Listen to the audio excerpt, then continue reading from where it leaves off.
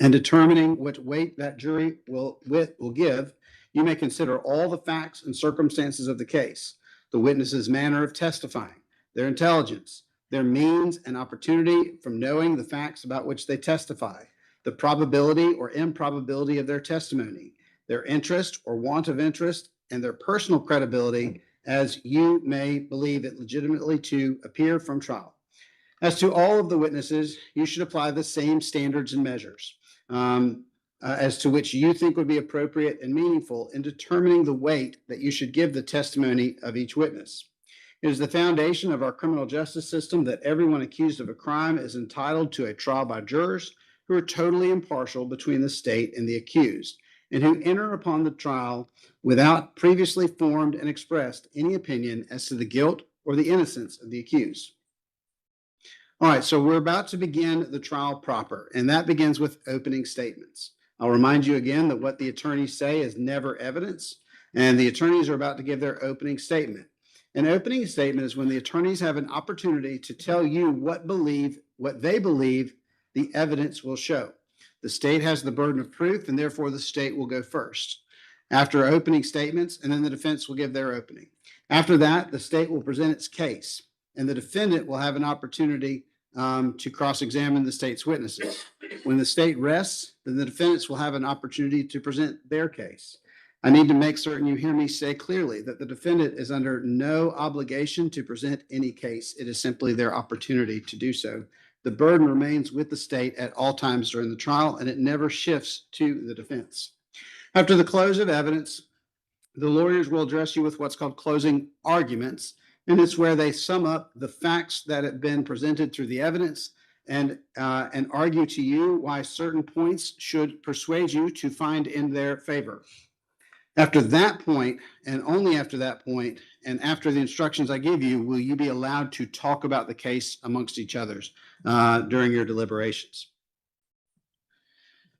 Okay, several of you, all of you have your badges on. I can see that. You have your notepads. If you've gotten those yet, please feel free to take notes. But I'm obligated to tell you that do not let your note-taking interfere with your ability to track the case. So don't get so intent on taking notes that you miss what is being said from the witness stand. Do not, under any circumstances, get on the internet and do any searches. Do not speak with each other about the facts of the case. Do not go to any locations to do your own investigation.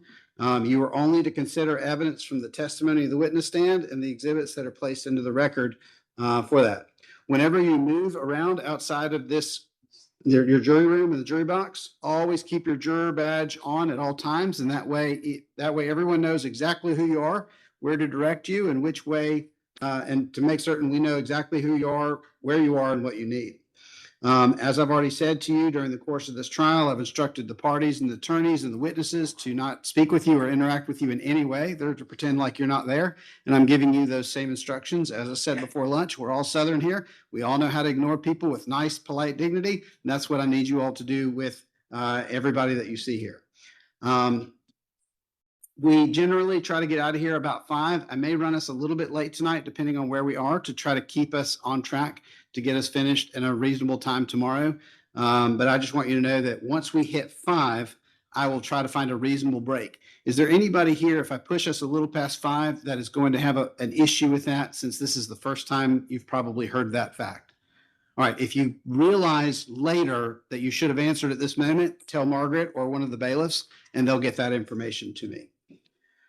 Okay, that are all the notes that I have in the preliminary instructions. So members of the jury, as I said earlier, we're going to do opening statements next. Mr. Eisen, I believe, will go for the state, and then you'll hear from Mr. White, and then we'll jump in with the witnesses. At any moment, if anybody cannot hear or see to your own satisfaction, put your hand up, get our attention, and we'll fix that. At any moment, if any of you, because we are all human, need to use the restroom or otherwise step out, you just raise your hand, we'll stop immediately, and you can step out. This is not a torture chamber, it's a jury trial, okay? All right, Mr. Eisen, the floor is yours. Thank you, Your Honor. Let me scoop this up a little bit here. There we go. Good afternoon, ladies and gentlemen. Had As I told you during jury selection, my name is Tommy Ison, and it is my pleasure to be here today representing the state of Georgia and Spalding County as the Chief Assistant Solicitor General and Solicitor General-elect. Now, this is a very serious case that you've been impaneled on, and there will be a fair amount of witnesses as well as testimony. And I urge you to pay very close attention to what each and every witness says. Again, there will be a large amount of testimony, and I understand that it can be hard to keep up with. So just take to heart what the judge just said. If anybody needs a break to refresh themselves for any reason, please let the court know. Because we need your full attention, and we appreciate the job you're doing. Okay, well, the first thing you're taught in law school about opening statements is that you're not supposed to argue the facts and the law of the case of the jury because you haven't heard any yet. Only tell the jury what you expect the evidence to show. So taking that rule to heart, I would like to begin by telling you what I expect the evidence in this case to show so that you can make your decision. And also to say that everything I'm about to say is what I expect the evidence to show. So you don't have to hear me say before every single sentence. I also expect the evidence to show. That being said, I will start by saying I expect the evidence to show that at approximately 8:30 a.m. on December 15th, 2024, a cold, calm, quiet Sunday morning, one Mr. Charles Davis was traveling southbound on Georgia 3, or 1941 as a lot of us call it, in the right lane. You know, it's a divided highway. There's two lanes going this way, going north, and two lanes going south. He's in the right lane going south, minding his own business, and just after passing the intersection with Malia Road, a blue passenger vehicle traveling southbound in the left lane, coming up behind him, failed to maintain its lane, veered over into the right lane where Mr. Davis was carefully and safely maintaining his lane of travel, and struck the 1995 red/maroon Ford F-150 driver's side rear wheel. Think of the rear wheel on the passenger side. That's where the Ford F-150 was struck, causing disabling damage to the truck and causing Mr. Davis to drive off the road, or really knocked off the road. Mr. Davis saw that the car that had hit him was a blue passenger vehicle, but seeing as how startled he was, he never saw it coming, and how fast it happened, he was unable to get a make and model of the car or to see who was driving the vehicle. I expect the evidence to show that the blue passenger vehicle never stopped, never slowed down, and continued on down the road, never to return. Deputy Sheriff Richard Carr arrived on scene, as well as Trooper First Class M. Baker, who spoke with Mr. Davis. Based on their conversation and observations, I expect the evidence to show that the blue passenger vehicle never returned and that the vehicle left its lane, which is very clearly marked, and struck Mr. Davis and never slowed down, much less returned to the accident scene. The evidence will show that the road conditions were fine and that there were no traffic control devices instructing drivers in the left lane to merge into the right lane, or only one lane of traffic. None of that was apparent or visible or even there. I further expect the evidence to show that at approximately 11:57 a.m. that very same day, that's almost 4 hours later, about 3.5 hours later, Lieutenant Jacob Strock, while on patrol, observed a suspicious vehicle with extensive damage to the passenger side of the front quarter panel, parked in a dirty lot by an abandoned building at 349 Railroad Avenue in Experiment, Georgia. It's where the three-way stop is in Experiment. If you were to turn right, if you're going north and go over the railroad tracks, there's an abandoned building there with a lot there, and that's where he saw the car. Lieutenant Strock made contact with the defendant in this case, Christopher Stringer, who was lying down in the driver's seat. The defendant advised Lieutenant Strock of his name and date of birth and stated that he was leaving Atlanta and heading to Tequila, Georgia, in Gwinnett County. The evidence will show that the defendant stated he got lost because he didn't have his cell phone with him and was taking a break before heading back out. When asked, the defendant stated that he had hit something with his car, but that he was unsure what he hit or where he was when he hit it.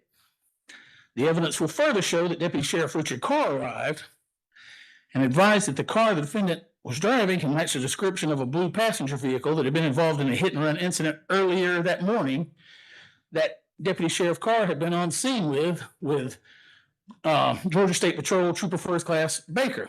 At this point, Lieutenant Strzok ran a check on the defendant through GCIC on his computer terminal in his car, where he determined that at the time, the defendant had a suspended license and an outstanding warrant on an unrelated matter. The evidence will show that based on this knowledge, Lieutenant Strzok approached the defendant, who was still sitting in the car, and attempted to handcuff the defendant. Lieutenant Strzok advised the defendant to get out of the vehicle, to which the defendant said okay, but hesitated to exit the vehicle.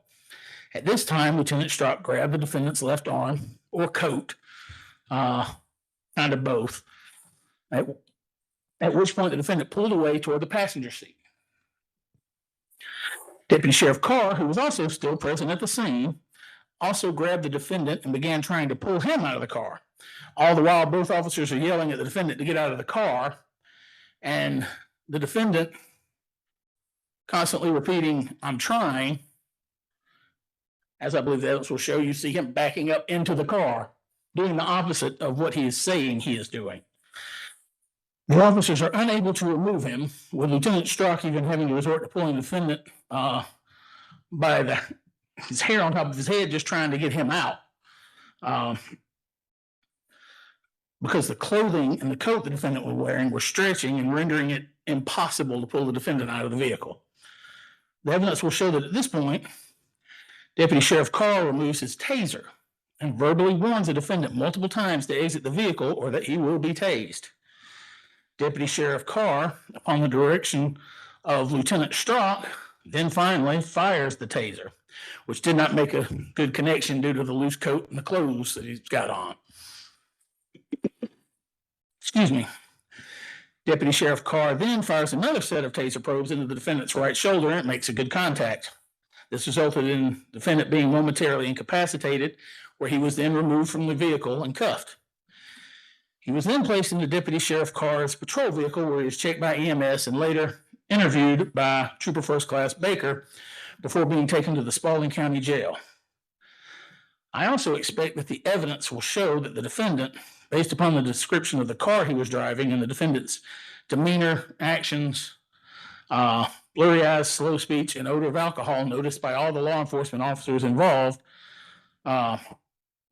is guilty not only of the obstruction of the two Spalding County deputies from carrying out their lawful duty and arresting him, but also of hit and run, leaving the scene of an accident, and failure to maintain lane, and driving under the influence of alcohol to the extent that it was less safe for him to be operating a motor vehicle on the roads in the state of Georgia.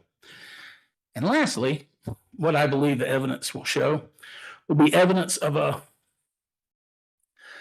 similar nature, something that occurred approximately 4 months before this, where the defendant was being arrested somewhere else and was resisting arrest there as well, all the while saying he wasn't resisting arrest. But ladies and gentlemen, I will remind you again that this is a very serious case with a fair amount of witnesses and testimony. I don't like to repeat myself, but it's just very important for you to know that and for me to say it. So I urge each of you to give each witness and their testimony your full attention. I know that all of you are busy and you have many things going on in your lives. So I want you to know how thankful all of us who work here in Spalding and the criminal justice system appreciate you being here and the work you do. We couldn't do it without you. Thank you. All right, Mr. White, the floor is yours.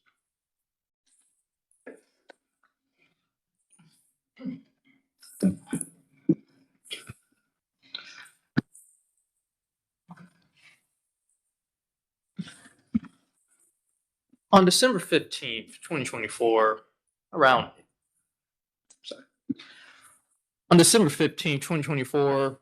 8:30 a.m., Mr. Charles Davis was involved in a motor vehicle accident, like the prosecution said, on Georgia 3 near Mallier Road.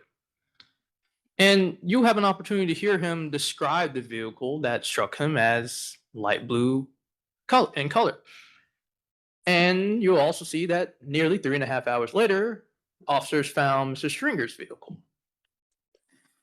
And the officers assumed Mr. Stringer had been involved in the crash with Mr. Davis purely based on two things.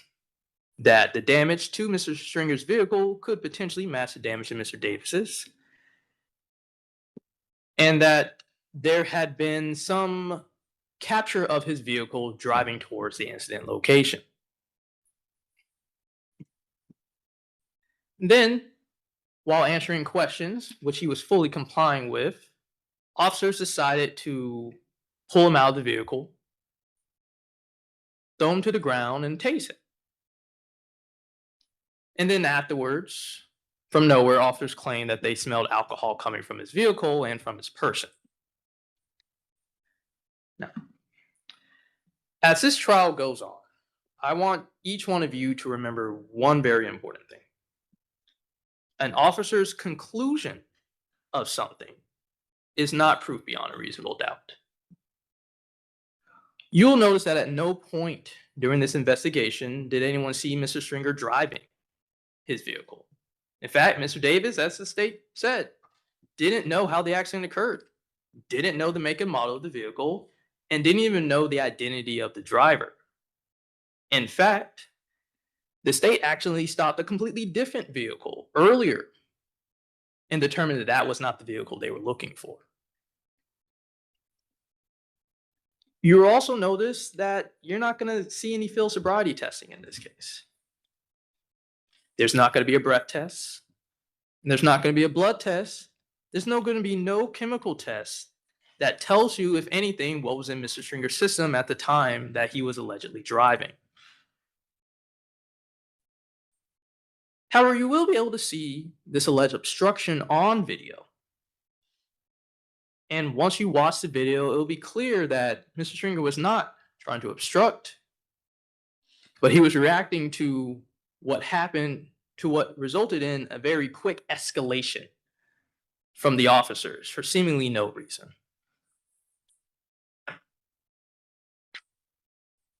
As the state mentioned, you're also going to hear evidence from an unrelated incident that happened in Brookhaven. I want you to understand that Mr. Stringer is not on trial for that incident. The state is simply bringing that in to try to prove certain things that I'm sure the state will go into later. But I do want to be very clear that that evidence is not evidence that because he acted in some way back then, he acted in some way now. At the end of this case, after you've heard all the testimony in it, after you've seen all the exhibits, and after you've listened carefully to what is actually proven and what is not proven, you'll see that there's only one way to rule: not guilty. The state has brought 5 charges against Mr. Stringer. Those are accusations. They are not evidence. As the judge said, he comes into this courtroom presumed innocent, and that presumption stays with him until the state proves he's charged beyond a reasonable doubt. At no point does Mr. Stringer have to prove that he is innocent. In fact, he could sit there and say absolutely nothing. But that does not absolve the state from doing their job and having to prove the charges beyond a reasonable doubt. This case is about proof, not suspicion, not assumptions, not guesses, not filling in the blanks. Proof. And at the end of this case, the judge will give you the law. He'll tell you once again, the state must prove every charge beyond a reasonable doubt. He'll tell you that the charges themselves are not evidence. And of course, he will tell you once again that Mr. Stringer is presumed innocent. I ask you to hold the state to that burden. If the evidence leaves you with any reasonable doubt whatsoever, your verdict must be not guilty. And if it leads to the reasonable doubt as to all counts, it must be not guilty on all counts. So what I really want you to do is I want you to listen to the evidence with an open mind. Listen carefully to what the officers are saying. Listen carefully to what the civilian witnesses are saying. And listen carefully to what they are not saying as well. To what they did not do. To what they could not prove. And what they did not see. Separate proof from assumption. Separate observations from conclusions. And separate what happened from what somebody believed happened. And when the evidence in the case is finished, I'm confident that I'll be able to stand before you again and ask that you find Christopher Stringer not guilty. Thank you. All right. Thank you, Mr. White. Mr. Ison, you may call your first witness. Judge, as we discussed earlier, my first witness I'll be calling will be Sergeant Mike Roberts of the Brookhaven Police Department. All right. All right. As Officer Roberts is coming up, I'm going to give my charges on that. Just a second. All right. Members of the jury, sometimes evidence is admitted for a limited purpose. Such limited purpose evidence may be considered by you, the jury, for the sole purpose for which that evidence is limited to, and shall not be used for any other purpose.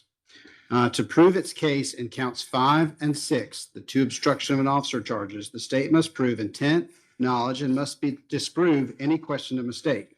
Therefore, the state has offered evidence of other acts allegedly committed by the accused. You are permitted to consider that evidence only insofar as it may relate to the 3 issues of intent, knowledge, and absence of mistake or fact, and not for any other purpose. You may not infer from such evidence that the defendant is of a character that would commit such crimes or for any other purpose. Before you may consider the other alleged acts for this limited purpose, you must first determine whether it is more likely than not that the defendant committed the other alleged acts. If so, then you must determine whether the acts shed any light on the issues for which the act was admitted in this case, in the accusation in this trial. Remember to keep in mind that limited use and prohibited use of these evidence. And in giving this instruction, the court is in no way suggesting to you that the defendant has or has not committed any such other acts, or whether such acts, if committed, prove anything. That is all a matter that is solely within your discretion. All right, with that limiting instruction, Mr. Ison, you may continue. Could you please raise your right hand? You solemnly swear affirm the testimony you are prepared to give in this matter in the state court of Spalding County shall be the truth, the whole truth, and nothing but the truth, so help you God? Yes, sir. You can be seated. And if you'll just grab that mic and pull it close, they get really loud if you get really close. Okay, could you please state your name for the record? Yes, my name is Michael Roberts. And how are you employed? I'm employed with the City of Brookhaven Police Department. And how long have you been employed there? I've been employed with Brookhaven since I believe April of 2019. Okay. And what's your rank? Sergeant. Okay, so I'll call you Sergeant Roberts from now on. How's that sound?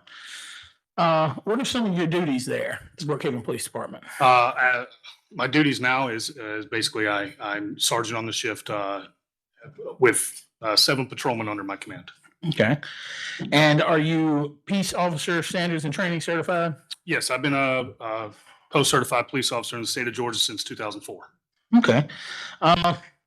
Briefly, could you describe some of the training necessary to become post-certified?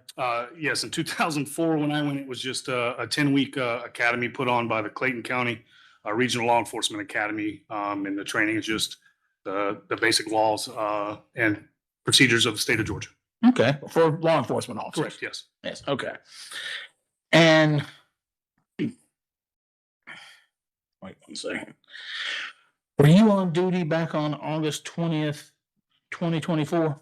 I was. Okay, and about what time was that? My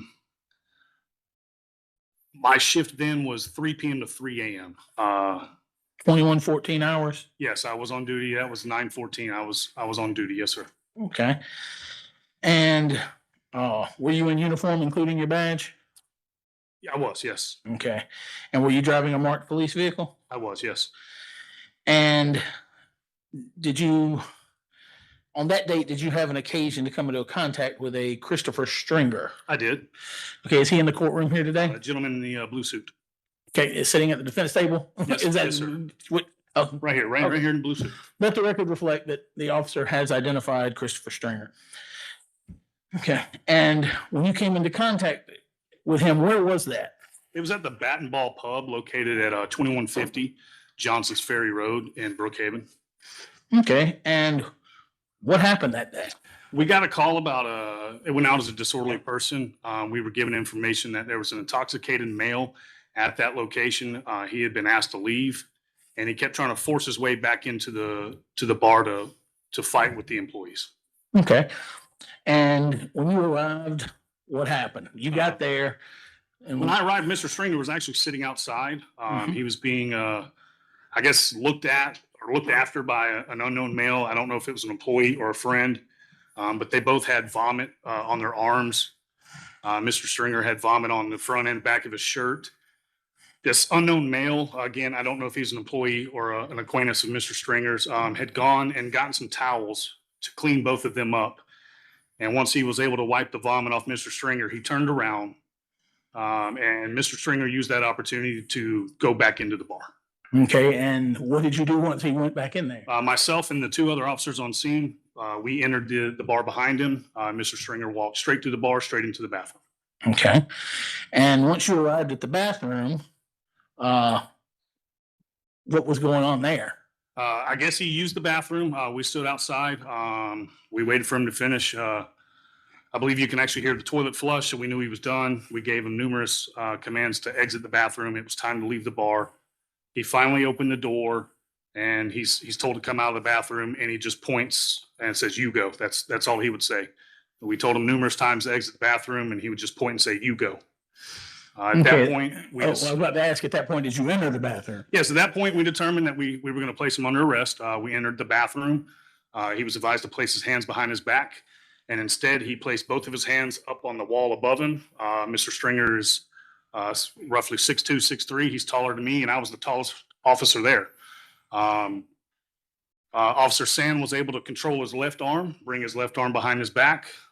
We got that hand secured in handcuffs. He was given numerous commands to place his right arm behind his back. He refused to do so. I actually drew and armed my taser, and I told him if he did not put his arm behind his back, then I would tase him. We were able to gain control of his right arm, and when Officer Sand pulled it behind his back to handcuff him, he snatched the arm away and put it back up on the wall. So I delivered, I fired one probe from my taser. The second probe, we had a taser malfunction, so it was ineffective at that point. So did the first shot work? It's a taser 10, so it takes two probes. Mhm. Only one probe would fire. The taser malfunctioned. So Officer Sand then drew his taser and fired an appropriate amount of taser probes until we achieved a NMI, neuromuscular incapacitation. Okay. Mr. Stringer fell over, and we were able to then secure him in handcuffs. Okay. And then what did you do with Mr. Stringer at that point? We got him up. We removed the taser probes. He then refused to walk. I had to literally drag him out of the bar. We photographed the injuries where the impact for the taser probes went. There was an ambulance already on scene. He was able to receive some sort of medical treatment there. And then we took him to the hospital. After he was cleared from the hospital, he was booked into the DeKalb County Jail. Okay. Well, on that date, were you wearing a body cam? I was, yes, sir. Okay. And was your body cam operational that day? It was. And where is it located on your person? On that particular uniform, right in the middle of my vest. Like right here? Yes. Would that be a correct Yes, sir. representation? Okay. And do you know how to operate it? Are you trained in knowing how to use it? Yes, sir. Okay. And the video it made, have you watched that video again since that day? I have, yes, sir. When did you watch it? I watched it earlier today Okay. Where did you watch it? in this building. Okay. Was it in my office? It was. Okay. The video you watched, are there any additions or deletions to that video? None to my knowledge. And is that video a fair and accurate depiction of what actually happened that day? Yes, sir. Okay, and once you make the videos with the body cam, what do you do with those videos? So we actually can upload them straight to the cloudevidence.com from the car. They are then stored digitally through Axon, and then they can be, I guess, through a request delivered to other agencies or courts. Agencies like other law enforcement agencies or Correct, yes, sir. prosecutors' offices, Correct. like we requested it. Yes, sir. And that is stored safely there, correct? Yes, sir. The video digitally stored in the cloud. Yes, sir. Okay. And who is in the video? I don't mean all the randos that are. Well, the video is actually from Officer Daniel Sands. So you see me and Mr. Stringer in the video. Okay. Let's see. And we already covered when it took place. It was about 9:14, you said? Yes, sir. If I refer to my report, I was dispatched at 9:14 p.m. Okay, and have you used the same or similar recording equipment prior to this occasion? Yes, I've been wearing a body cam for about 12 or 13 years now. Okay.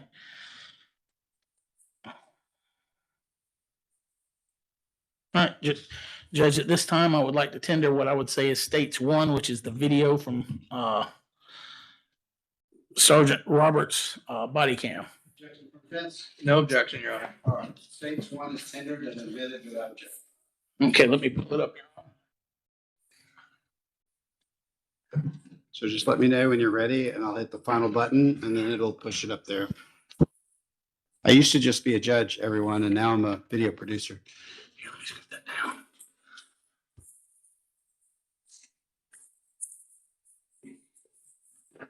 And Judge, for the record, I talked with Mr. White. We're not going to show the entire thing. There's parts in there that nothing's happening. It's irrelevant. Okay. And he has agreed to that. Is that correct, Mr. White? That's correct, Your Honor. All right. And Mr. White, if you believe that anything's been left out, you're welcome to insist that it be played. Okay. Mr. Ison, are you ready for me to push the screen? I'm getting there. 1 second, Your Honor.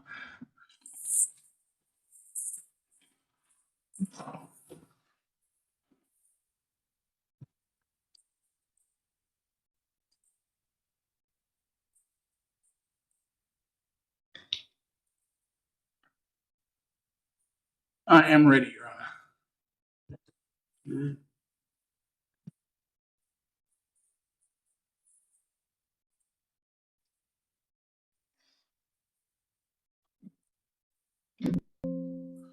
Make sure the audio is transferred, Your Honor. Sure.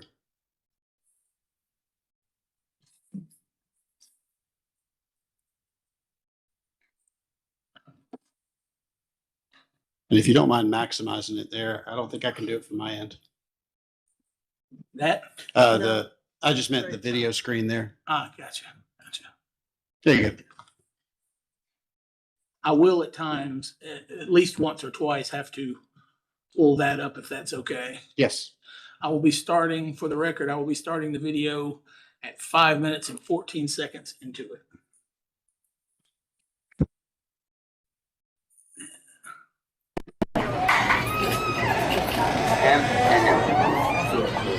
You guys want to take it? Hey,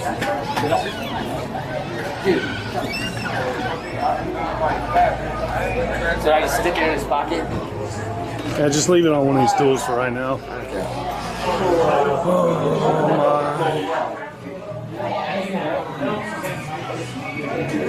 Hey, who was his server?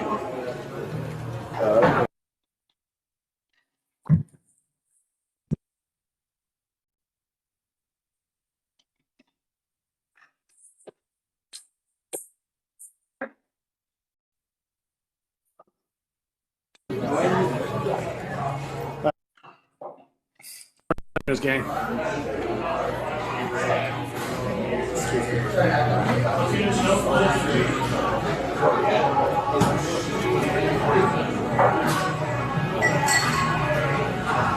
What's he doing? Do what?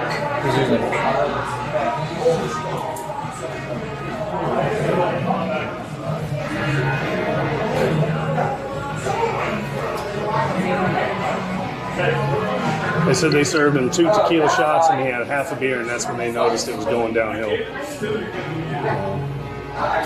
It was going downhill when he walked in here. Probably should have never been served anything. He came in here. Yeah.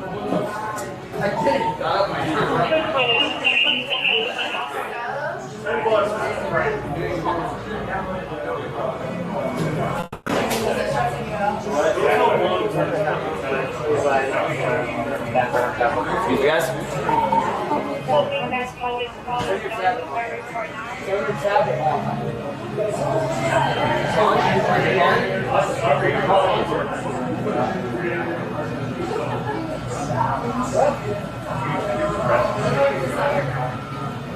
Hey, his tablet is on. It's still coming? You had to call for AMR, right? I'll call him right now.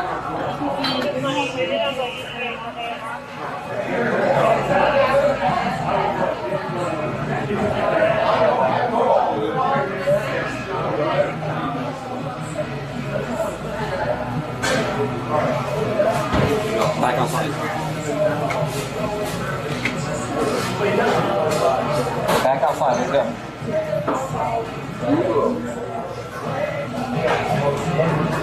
Let's go. Let's go. Get out of the bathroom. You go. We can either get out or we can go to jail. You go.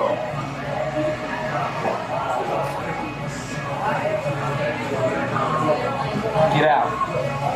You go.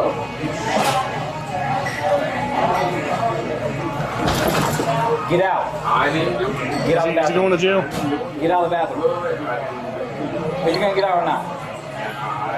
Are you gonna get out of the bathroom? He came in to pee. Why? Put your hands behind your back. I wanted him to go to the hospital, but at this point, Put your hands behind your back. I did not do anything. turn around, put your hands behind your back now. I did not do anything. I will tase you if you don't turn around, That's and put your hands behind fine. your back. But literally, I did not do anything. Hold on. I did not do anything. Put your hands behind your back. What did I do? Put this hand down behind your All back. right, Put your hands behind your back. secure one cuff on him now. Secure one cuff. What did I do? All right. Put your other hand behind your back. You're under arrest.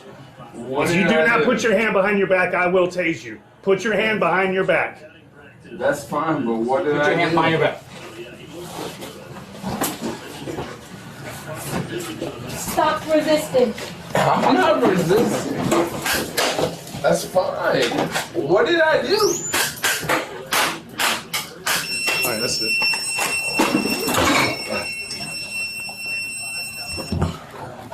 Hands behind your back. What Put did it out, I you're gonna get it again. Put your hands behind your back. I got this hand. What did I do?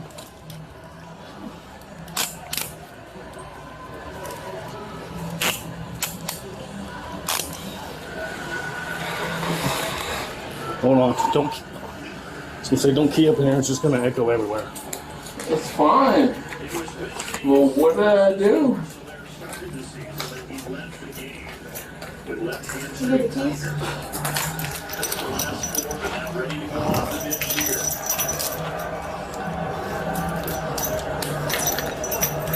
Stop.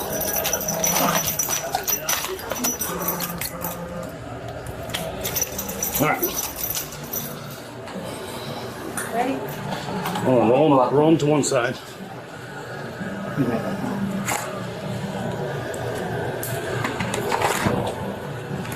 Watch this stuff. please. Yeah.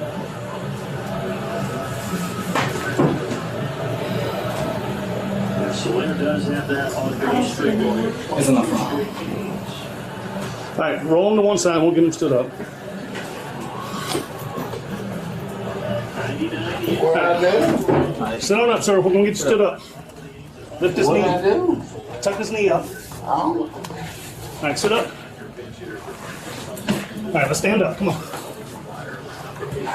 Hold on. Get your other shoe on. Can you please? Get your other shoe on. Just leave them in for right now. Let's get outside. Because now they're going to be dragging everywhere. Put your foot in your shoe. I don't know what I did. Put your foot in your shoe. I don't know what I did. What'd I do?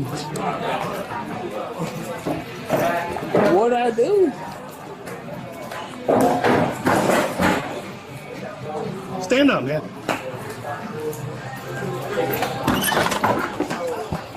Hey, never mind. He's on his way.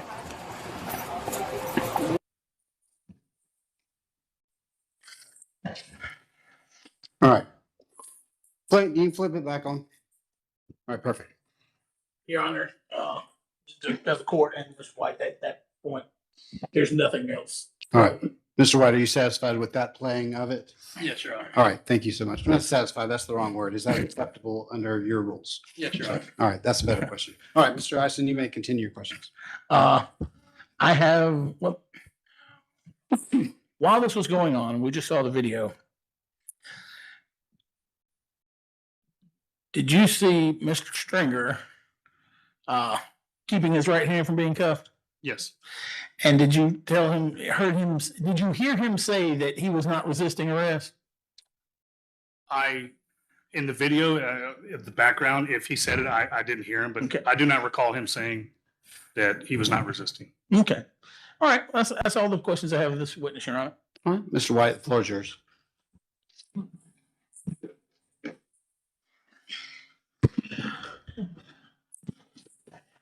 Good afternoon, Sergeant Roberts. How you doing, sir? Doing fine. So, Sergeant Roberts, just want to clarify, you were not involved in the incident that brings us to trial today. Is that correct? The incident here in Spalding, I was not. Okay. Alrighty.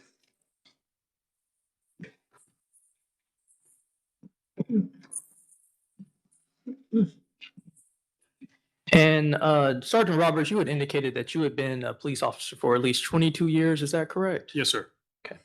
So I'm assuming that means you've had plenty of opportunities to deal with people who have been accused of being disorderly and drunk multiple times before. Yes, sir. And have you had an opportunity to deal with people who have been accused of multiple crimes on different days? I have. Yes, sir. Would you agree with me that the idea that somebody had potentially committed a crime on one day, that does not mean that they are guilty of a crime on a different day? I'll agree with that. Yes.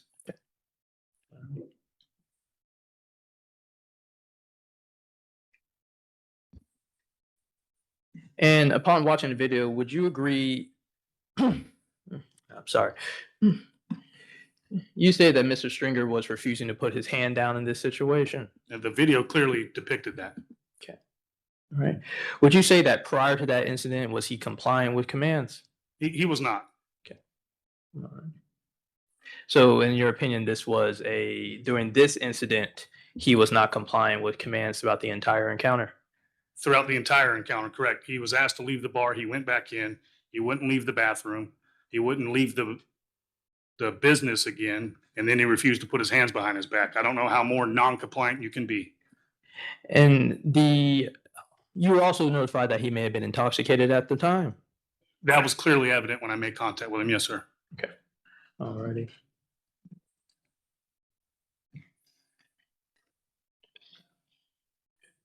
All right. Your Honor, I have no further questions at this time. All right, redirect. I have none, Your Honor. All right, may this witness be released? The state, yes, he All right. can. He released your sentence. No, Your Honor. You are free to stay. Yes. Yes, sir. Thank you, Your Honor. Members of the jury, I take breaks about once every hour, even if it's right at an hour. So here's what we're going to do. We're going to take a quick break, stay at reset for the next one. I have a little bit of housekeeping I need to do with them. So while you're outside the courtroom, you have instructions that you're going to know and love so well.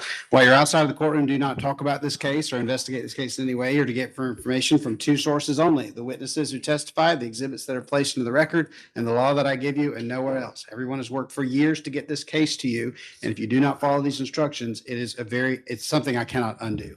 What y'all's responsibility is, once you've all had a moment to stretch your legs, step to the restroom, knock when you're ready, and that'll tell us that it's time for us to resume what we're doing. Okay? If you all will step in the jury room and remember to knock when you're ready. Bye. This isn't your job. But I'm finish center. I'm struggling with it, but it's not. We can leave it to the side. We can put it on top up there and it wouldn't get in the way. Mm-hmm. Gotcha. Okay, quick bathroom break, everybody. I've noticed Mr. White's having a little trouble with the microphone placement, so I'm going to move that around and we're off record until we get there. So you get your laptop up there. Whichever.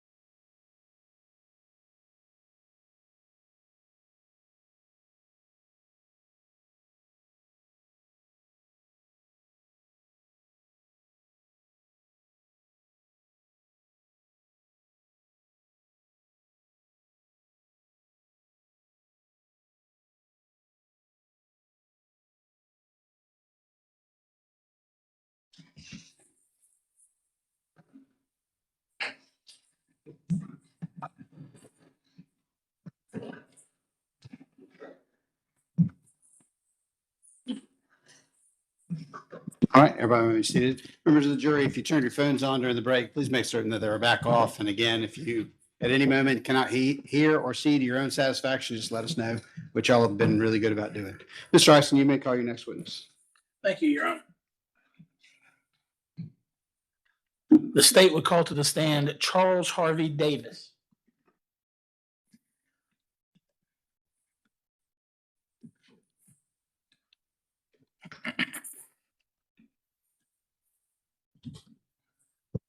Would you please raise your right hand?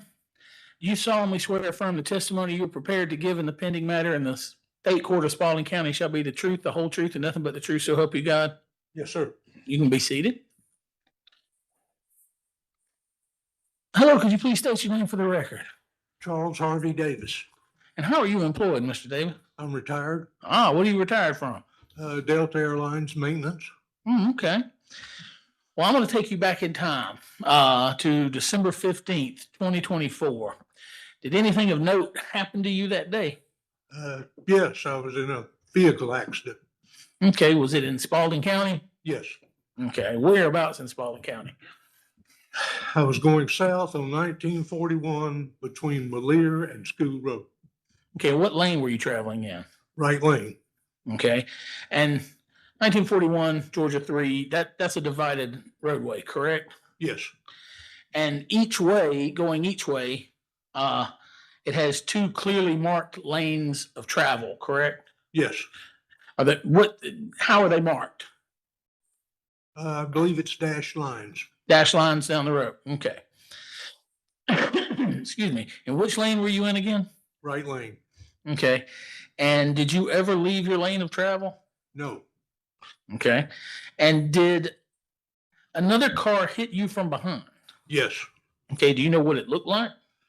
A small blue car. Okay. Like a passenger vehicle, a car. Nothing, in other words, not a panel truck or anything like that. No, regular car. Okay. And when you were hit, were you safely within your lane of travel? Yes. Okay. So you were not at any time during or before the accident in the other lane? I was not in the other lane. Okay. So then it would be fair to say you were in your lane when this blue passenger vehicle struck your driver's side rear wheel. Yes. And because of the answer you just gave, you never left your lane. In order for that blue passenger vehicle to hit you, would it have had to be in your lane? Yes. Okay. And that's because is that because you were safely in your lane? Yes. And what were the road conditions at that time and place? Just about perfect. Dry, clear, light traffic. Okay. And what time of day was it? About 8:00 a.m. Okay.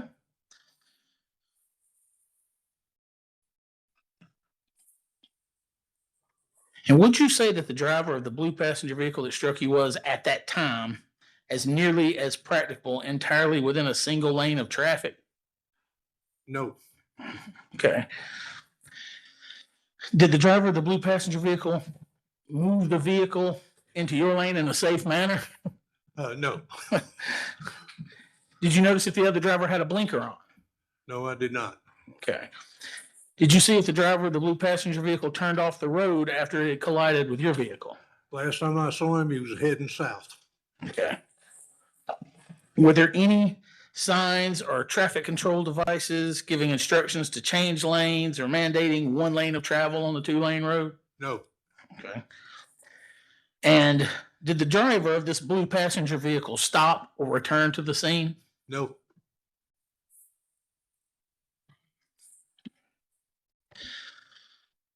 This is going to sound silly, but I have to ask it. So obviously the driver of the blue passenger vehicle did not give you their name, address, or car registration number. That's correct. And again, I know they sound crazy, but since the driver left the scene and did not return, I have to ask you, did the driver of the blue passenger vehicle show you their driver's license? No. No. Did the driver of the blue passenger vehicle render you any reasonable assistance to you or your vehicle? No. Did the driver of the blue passenger vehicle contact emergency medical services and or law enforcement? No. Did you? Yes. Okay. And could you identify the driver of that blue passenger vehicle? No. And what damage was done to your car? It was fairly heavily damaged left rear. The insurance company totaled it. Mm-hmm. Oh, okay, it was total. Did it, so yes, I don't think would it be fair to say it disabled your vehicle? Yes. And was the damage to your car paid for? Insurance company paid for my truck. Yes. Okay. And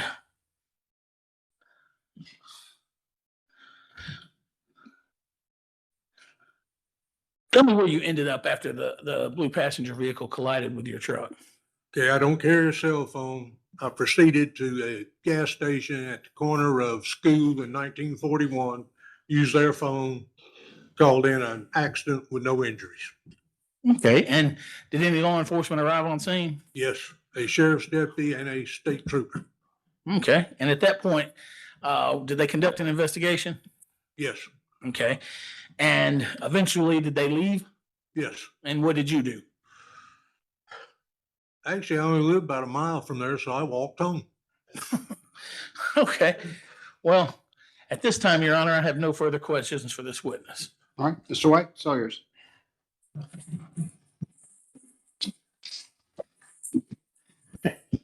Good afternoon, Mr. Davis. Good afternoon. So you said you were traveling in the right lane of Georgia 3. Yes. And how many lanes does Georgia 3 have? 2 lanes each direction. You know what the speed limit on that road is? 55. And do you know approximately how fast you were going just before the impact? 55. 55. Okay. And you didn't see the other vehicle before it struck you at all? No, I did not.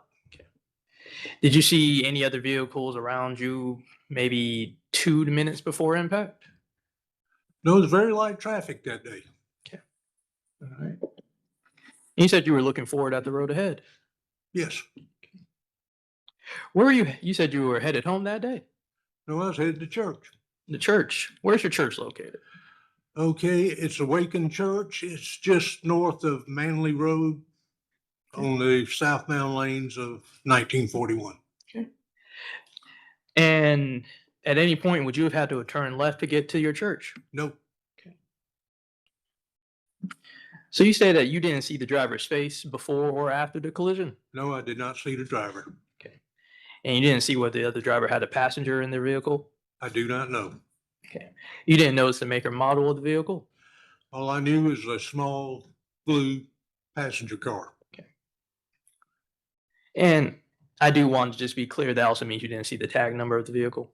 No, I did not. Okay. Now, earlier you said that the vehicle was blue in color, but isn't it true that you told the officers that it was a light blue vehicle? Yes. Okay. Light or bright blue. Yeah. Light or bright blue, you stated? Yes. Okay.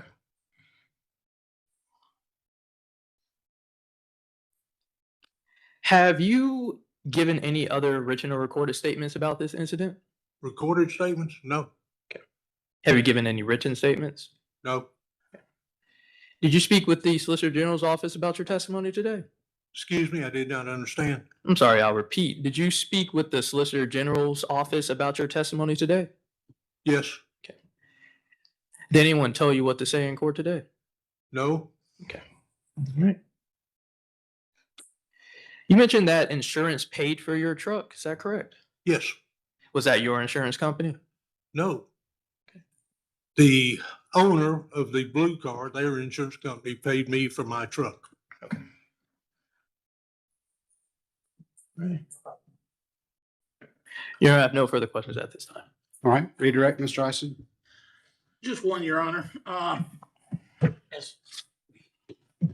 As far as the color of the blue passenger vehicle, it wasn't a dark blue. No.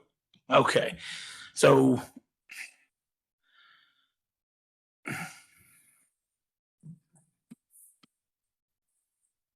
do me a favor and try to explain the color blue. Was it light blue, just blue? I called it a bright blue. Somebody said that might be petty blue. There was a blue paint on my truck. Okay. All right. That's all I have, Your Honor. All right, recross. No, Your Honor. All right. You have completed your testimony, sir, which means you're released. You're free to stay here in the courtroom out in the gallery or go as you please. Thank you, Your Honor. Thank you. Mr. Ison, you may call your next witness. Thank you, Your Honor. I would call Trooper First Class Marcus Baker to the stand. And Your Honor, at this time, I would like to invoke the rule of sequestration. Okay. Each of you take a moment, scan the courtroom. If any other, you can come on up, Trooper. Scan the courtroom. If anyone else is, any other witnesses are here, they need to step outside, not discuss the case or do any homework from there. So if the deputies will step out, and if you have anybody, Mr. White, if you have your people step out as well.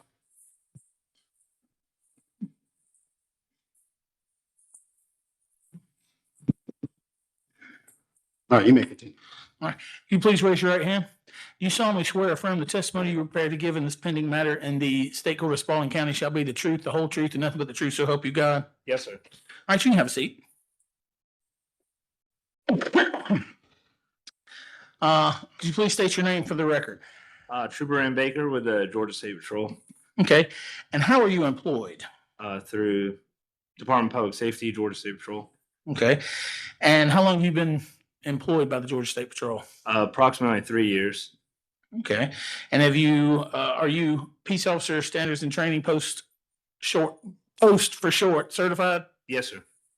Okay, please describe the training necessary to become post certified. Just a brief explanation of what it is. That's fine. So I came to the state of Georgia from Florida. So I went through an equivalency of training program. So I had to take in Florida, you take a 6-month academy and take a state exam at the end. When I came up to here, I had to take a 200 question state exam and 5 proficiencies in driving and firearms. All right, I'll take a moment, turn your phones off. Then once I went through trooper school, it was 13 weeks of trooper school. Okay, all right. And have you had any specialized DUI training? Yes, in Florida and through state of Georgia. Okay, and what type of without going to too many specifics, what type of specialized DUI training have you had? I've had a standardized field sobriety training through Florida and Georgia, which is the NHTSA standard course, and then also I've had A-RIDE and marijuana impaired driving, advanced marijuana impaired driving.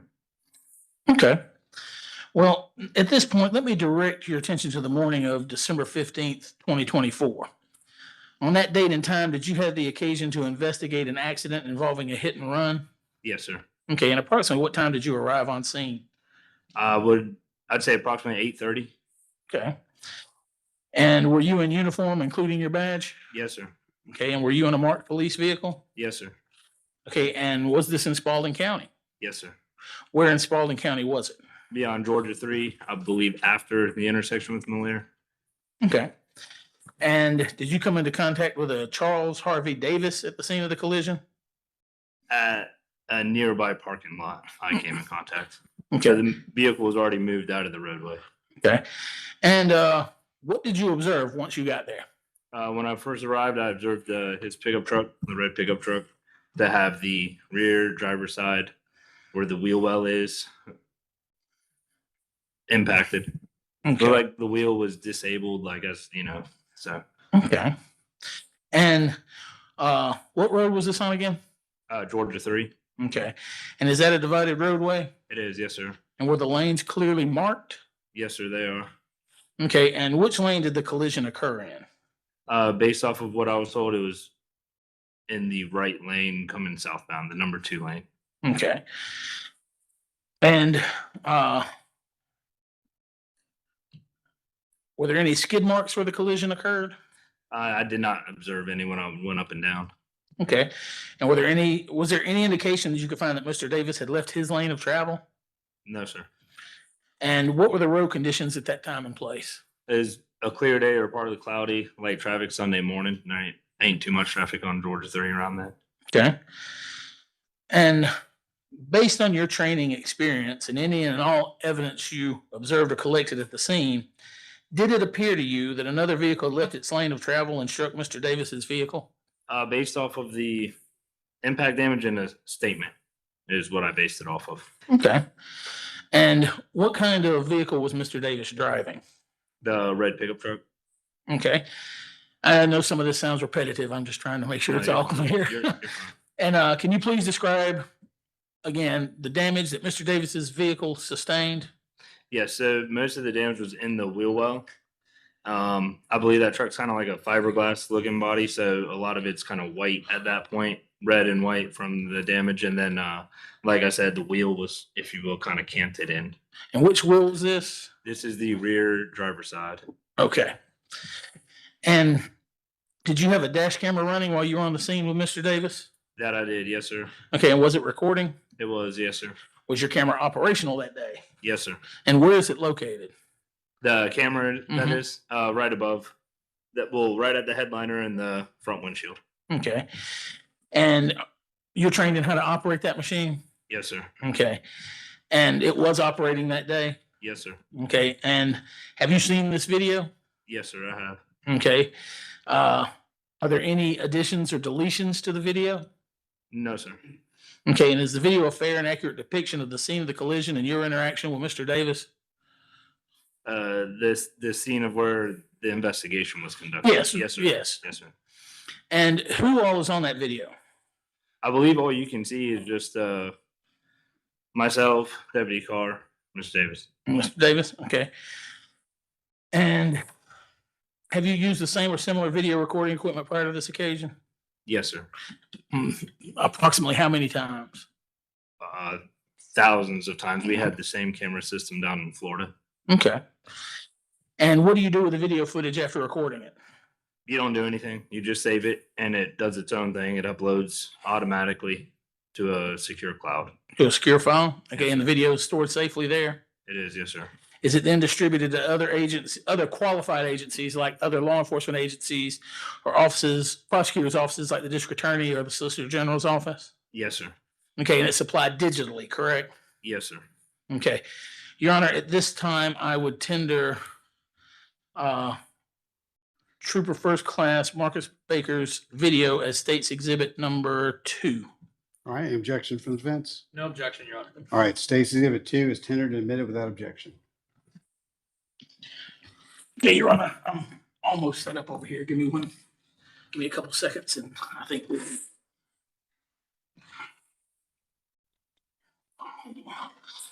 need.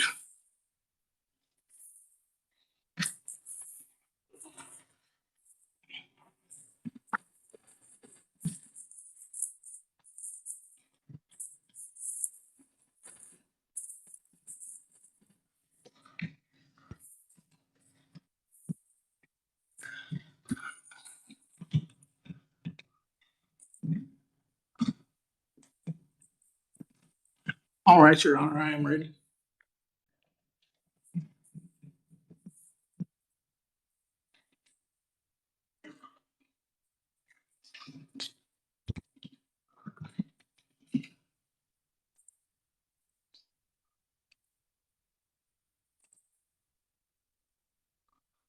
There should be audio, Your Honor. Let me check. It should be about 10 seconds then. Yeah. Okay, from the racetrack headed southbound. Between Malier Road and here, a light blue car. It doesn't know exactly where between.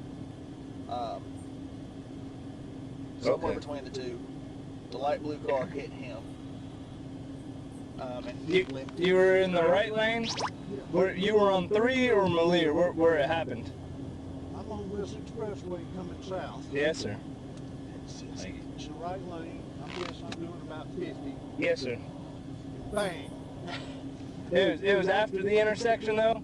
It's between this one and the next one. Okay, cool. That sounds good. Do you have any injuries? No. All right.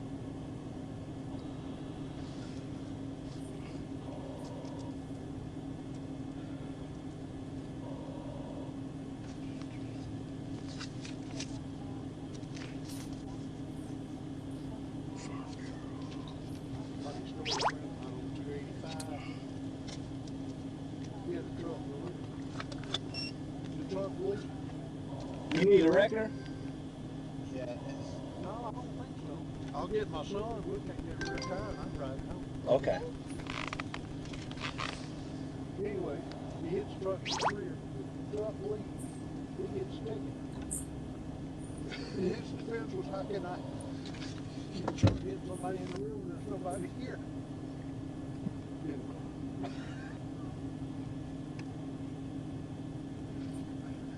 you need me to stick around for anything? Nah, you're good. All right, appreciate it, my man. Nah, no worries. Be safe. I'll see you around. Have a good one.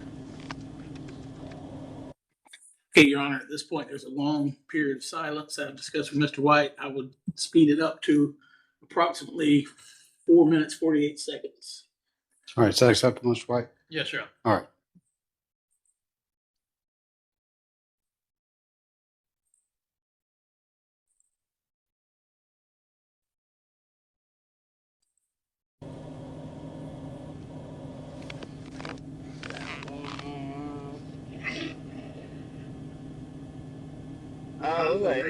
He hit you in the back first, huh? Okay. And he drove into you? Or was it he came over and hit you and went back? What, do you know which it was? I'm guessing, because I didn't see him until I got the back. Right. He was coming up, I'm thinking, at a pretty good rate of speed. Maybe tried to go around, didn't make it, so I'm guessing his right front hit my left rear.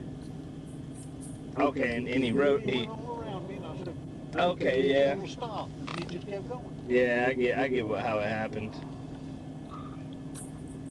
Again, Your Honor, a long period of silence until on or about 7 minutes, 25 seconds. So let's see how close we get. Okay.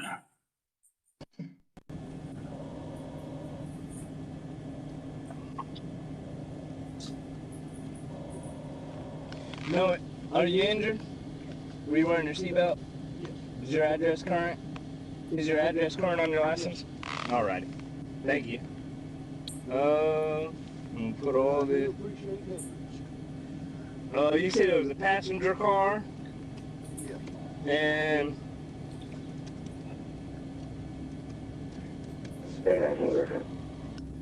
It was blue, you said? Yes. You don't know the make or model? No. Can you tell me around to I was surprised. 5291 over the road? Say what now? I was surprised when I got hit. Thought he was going to In pull up. reference to 1053 hit north. He or she, I don't know. Right.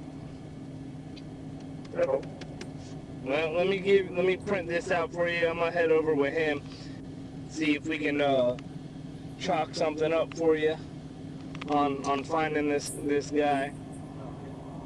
And you say you got someone coming to help you with the tire? I'll get my son. Okay.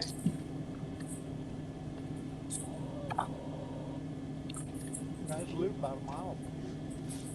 Yeah.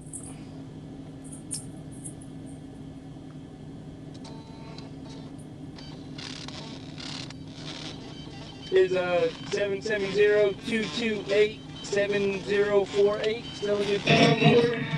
Alrighty. Oh, that's what that is? Okay. Well, if we can't get a hold of you, we'll leave a voicemail. Yeah, that'll work. I got an answer. Yep, I was gonna say. Let me get out of here. Take a look. Do a quick walk around and you'll be. There's those. So this here's your crash number. It takes 3 to 5 business days for it to be in the system. And this is a website you can get a copy of it at, alright? Okay. If we end up finding out who he is, and I get their insurance information, all that will be on the report.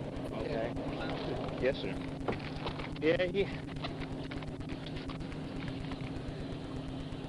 Yeah, I guess I would say he struck you here, and he just, well, like you said, he was in your lane when he hit you. You never crossed over. Exactly. Yeah.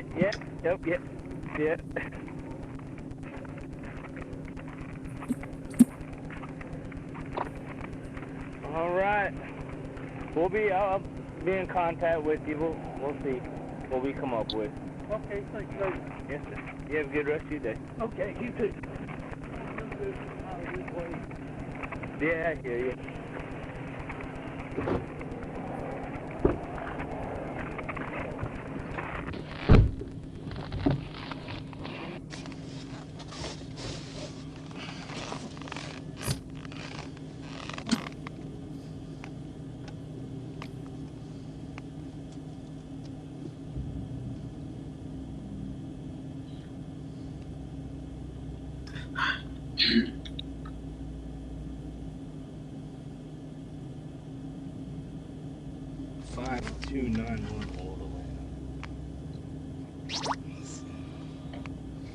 Let's see if it popped up on that.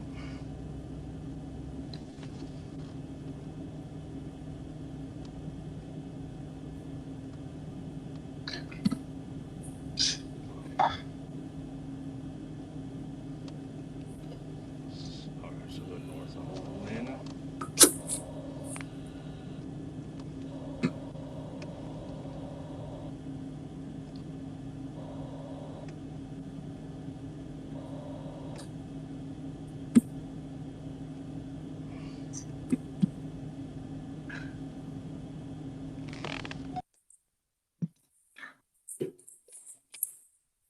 All right, you put the lights back on.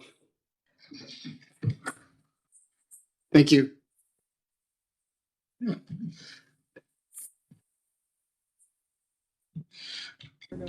Okay. Okay, What? from the racetrack. Oh, that's on me. Sorry, that was my bad. Sorry, Mr. Ison, that was my fault. No, no problem. It shouldn't be playing though. That's what I don't understand. Okay. Okay, Trooper Baker. Now that we've seen that video, I've got a couple of other questions to ask you. Later that same day, did you have the occasion to come into contact with the defendant in this case, Christopher Stringer? Yes, sir. And under what circumstances did you come into contact with the defendant later in the day? Can you clarify that question? Like, where did you see him when you came into contact with him later? Okay. Was it still in Spalding County? I'll start with It that. was still in Spalding County off of Experiment. Okay. And tell us about what happened. So when I arrived, well, originally I had heard over the radio from Spalding. They believe they had found the vehicle involved in the crash from earlier. So when I had responded out there, I believe I heard on the way out there that they had somebody fighting with them, and then shortly after they had them in custody. And when I say fighting, I just mean it could be fighting, resisting, what have you, just a struggle, if you will, right? So that's, well, whenever we hear that over the radio, that's what we're it could be from one end to the other, right? Mhm. That's all I'm trying to say. So shortly after they said they had the subject in custody, when I had gotten there, I had made contact with Mr. Stringer. Well, I had made contact with deputies first. They had told me what had occurred and everything like that, and had told me about the damage onto the vehicle. I had inspected the vehicle, spoke with them, and then shortly after that, I made contact with Mr. Stringer. Okay. And you see Mr. Stringer in the courtroom here today. Yes, sir. Could you please point him out for the record? Sitting at the defense table in a blue blazer. Yes, sir. Okay. Please let the record reflect that Trooper Baker has identified the defendant in this case, Christopher Stringer. And again, just to be sure, this was also in Spalding County? Yes, sir. Okay. And where was the defendant when you arrived on scene? He was already secured in the back seat of a sheriff's office patrol vehicle. Did you ever see his Georgia driver's license? I don't recall if I saw his physical license. All I know is once I had performed a query on the computer for it, it also pops up a picture so confirming it that it was him. Okay. Well, did you ever see the defendant walk, or was he already in a police vehicle? He was already secured in the back of a police car. And upon your arrival, did you get to look at the car the defendant had been driving? Yes. So when I got there, I had walked around the vehicle, and I believe that I believe it was the front bumper was in the trunk. So between that and the front passenger side, was more damage there, and there was red paint transfer between those two parts. Okay, so are you talking about, like, I'm not putting words in your mouth, but like the passenger side, you said right front quarter panel? Yeah, in front of the tire. Okay, Yes. all right. And was it extensive damage?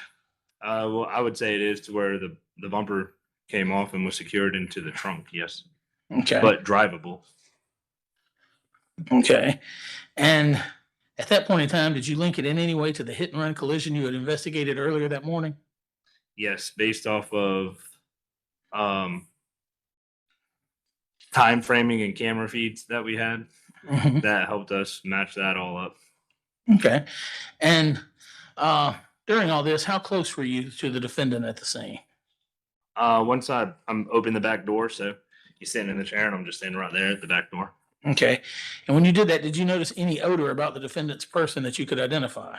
Yes, overwhelming odor of an alcoholic beverage emitting from the vehicle in his person. Okay. So the car smelled like it too? Yeah, it was overwhelming. Yes, sir. Okay. And where did it appear to be coming from?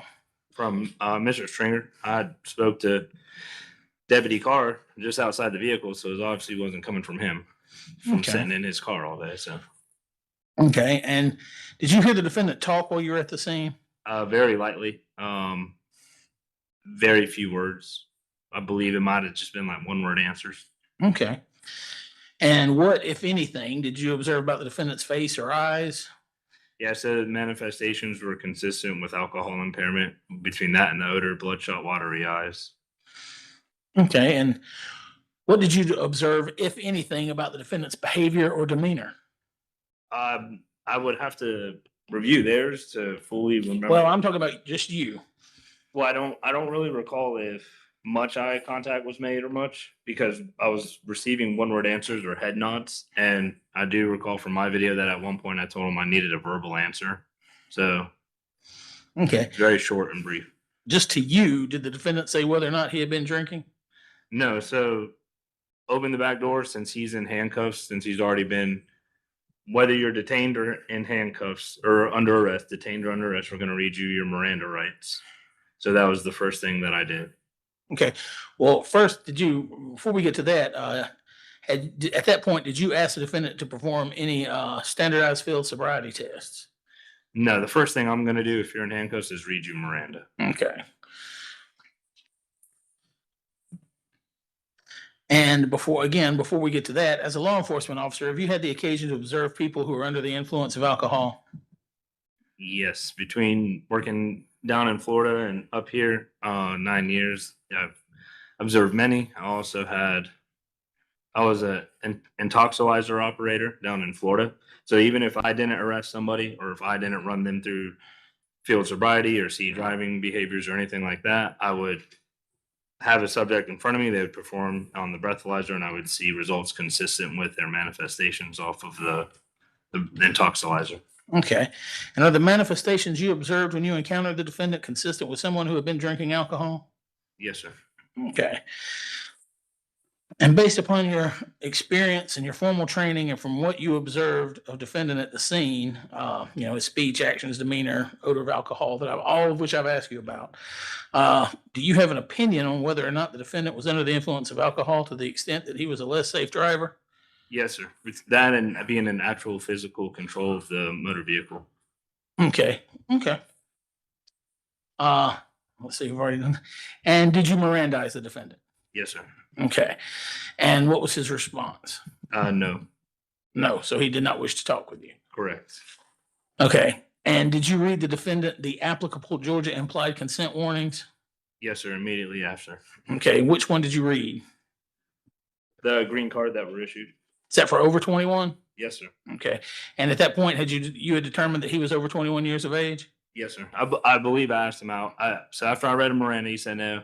I had explained to him that what I'm about to read him doesn't have to do with Miranda, it has to do with implied consent. And I needed a yes or no. And I understood he did not wish to speak to me, but I needed a yes or no in reference to the implied consent.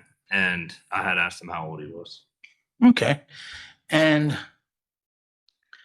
do you have that card with you today? Yes, sir.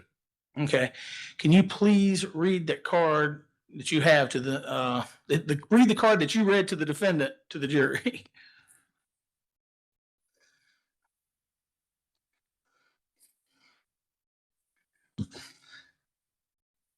So like I said, we would tell you, hey, when I get done reading you this, I need yes or no. Anything besides yes or no, will be taken as a no. It's a refusal. Do you understand? They'll say yes. And you say, well, I'm about to read Georgia implied consent notice.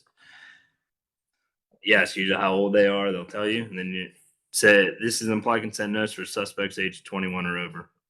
The state of Georgia has conditioned your privilege to drive upon the highways of this state. Upon your submission to state-administered chemical tests of your blood, breath, urine, or other bodily substances for the purpose of determining if you are under the influence of alcohol or drugs. If you refuse this testing, your Georgia driver's license or privilege to drive on the highways of this state will be suspended for a minimum period of 1 year. Your refusal to submit to blood or urine testing may be offered into evidence against you at trial.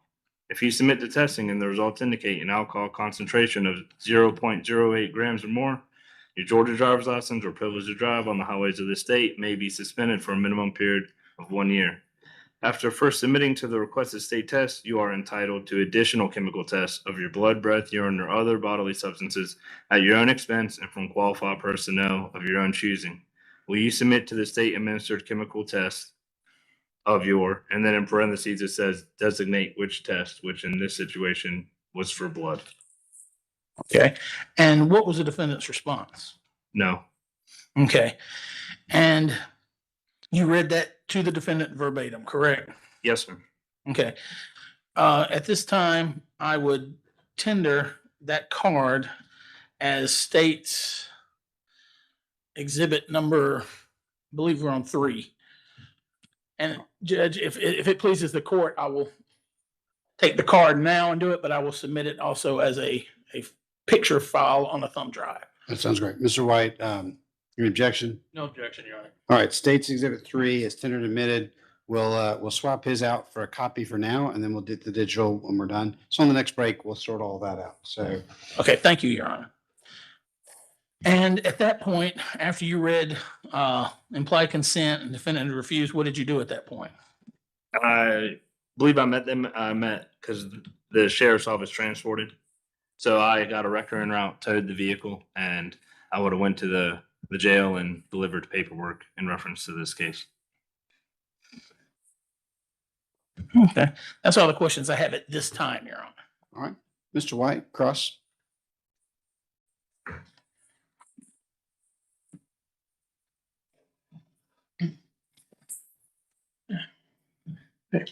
Good afternoon, Trooper Baker. Good afternoon. So to clarify, you did not personally witness the crash in this case, correct? Correct. And when you arrived, Mr. Stringer was not on the scene. Correct. Yes, sir. And you never saw Mr. Stringer operating any motor vehicle, is that correct? Yes, sir. That is correct. In fact, you never saw Mr. Stringer driving at all on December 15, 2024. Correct. And you never personally observed any traffic violation by Mr. Stringer. Correct. Yes, sir. So when Mr. Davis, when you spoke with him, he initially described the vehicle as a light blue vehicle. Is that correct? I believe from what the video I saw, I believe Deputy Carr told me light blue. And then I believe when I spoke to Mr. Davis, I believe he had said blue. So where the light blue comes from might have been between him and Deputy Carr earlier before I had got there. Okay. But Deputy Carr, let me ask that question differently. But light blue would have initially come from the victim, Mr. Davis. Is that correct? If it came from, I understand what you're saying. Yes, sir. Yeah. Okay. And while doing investigation, either you or some other troopers also stopped a different vehicle in connection with this case. Is that correct? Yes, sir. That's correct. It was a different blue vehicle, It was. Yes, sir. and you determined that that vehicle was not involved in the crash. Correct. Unrelated.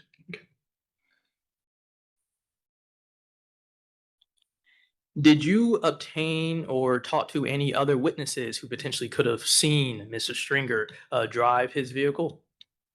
No, sir. Did you go to any of the neighboring businesses to see if they had any surveillance video? No, sir. I believe that part is pretty rural, right around that area. So is your testimony that there were no neighboring businesses with potential surveillance video? Not that I know of.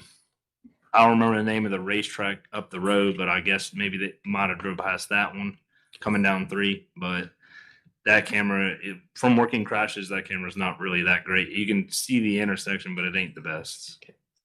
But you didn't attempt to go to see if you could look at that camera. No, sir.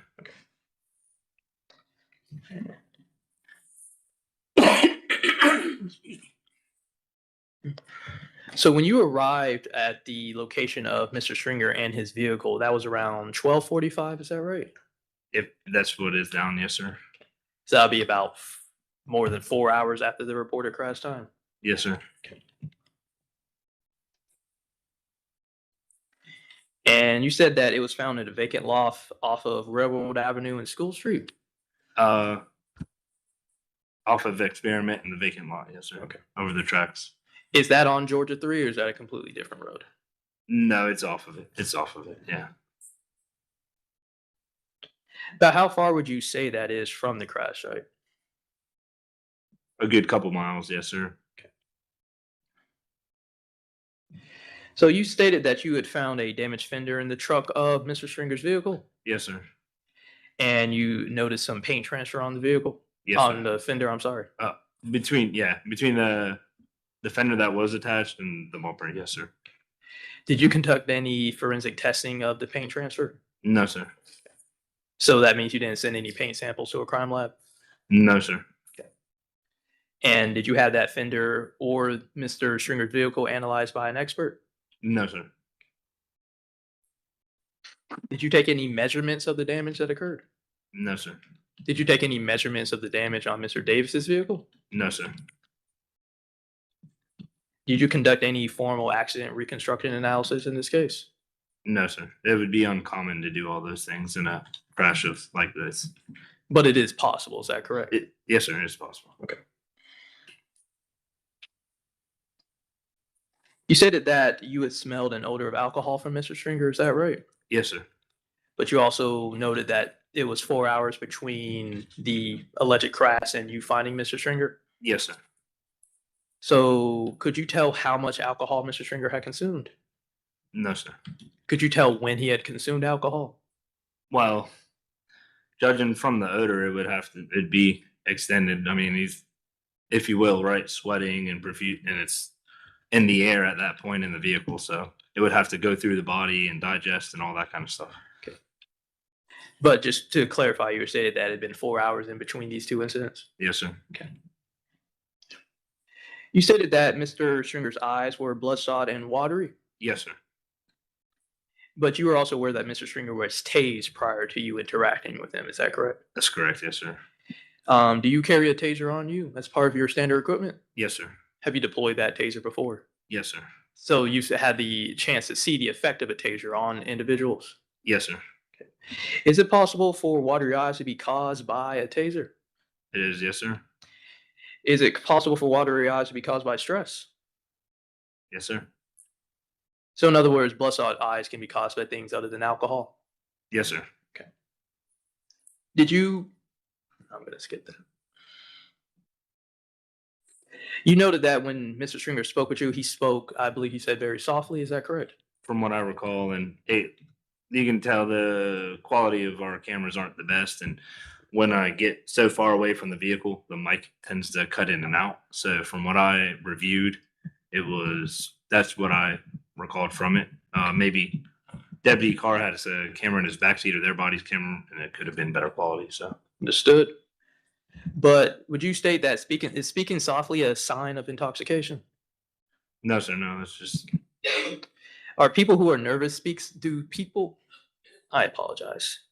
People who are nervous also speak softly. Is that correct? yes, sir.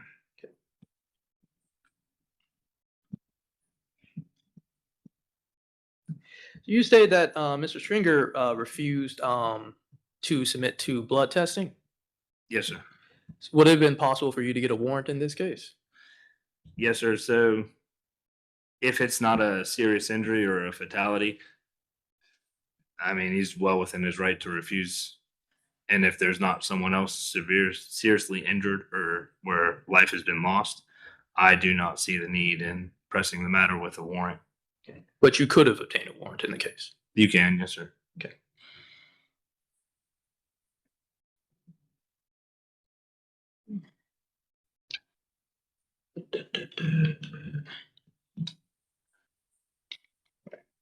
Your Honor, I have no further questions at this time. All right, Mr. Ison, redirect. Just a few, Your Honor. Actually, just one.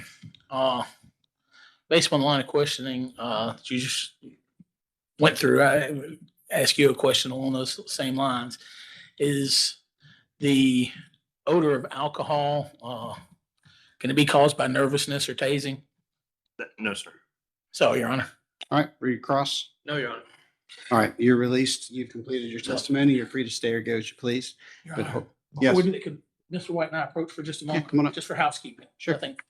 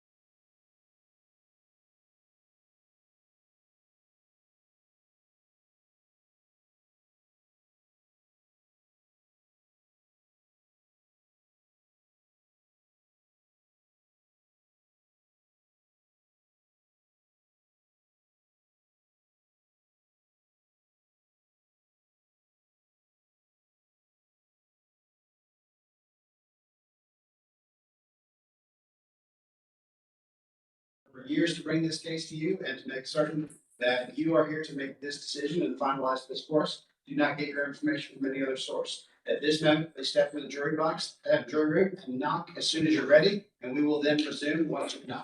Thank you very much.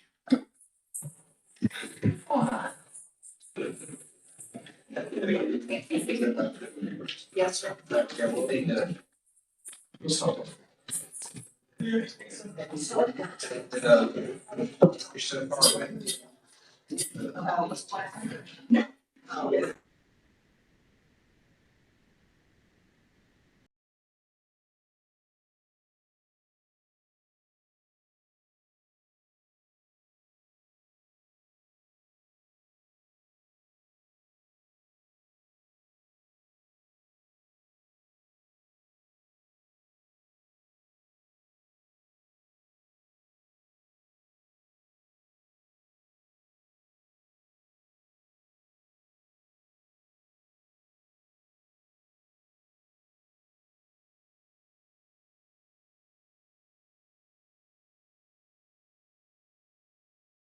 Again, I'm sorry to keep.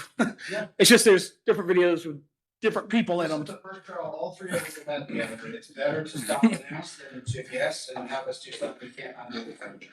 And I believe, don't hold me to this, I believe I've already told you that, Mr. White, that the next video I intend to showing is Lieutenant Strauch's. I'm only going to show the first 10 minutes of that because he initiates the stop. He's the one that does it. The entire video I'm going to play is the next one, which again, I believe, if I read the record correct, is the one that was admitted at some sort of hearing with Mr. Stringer. I believe it was It was a Brady motion. Mr. Stringer tendered it to me as an indication of once I watched it, I would a Brady violation and dismiss the case. okay. And I'm going to show that one last because that's an hour and 15 minutes, and that is the one where Trooper Baker is in it. So I just wanted to let get everybody straight on. There's gonna be some overlap, but not a lot. And that I think that Trooper Baker, I don't know if you still want to let him go or no. I mean, given his testimony, my standing policy is when they finish sitting here, they stand up, they're done. And that if you all want them, you gotta say something. So, I just realized I've never said that with you all, but I'm saying it now, that my standing policy is when that witness leaves that seat, unless somebody says we gotta keep them, then they're cut loose. But obviously, y'all have good contact numbers, and if something crazy happens, we'll be resuming this tomorrow, like always. So, and obviously that goes for Mr. White as well, so we'll make sure that if something happens that we need to find them, we'll find them. So, okay, quick bathroom break, everybody stretch your legs, and as soon as the jury knocks, we'll start with the next, witness.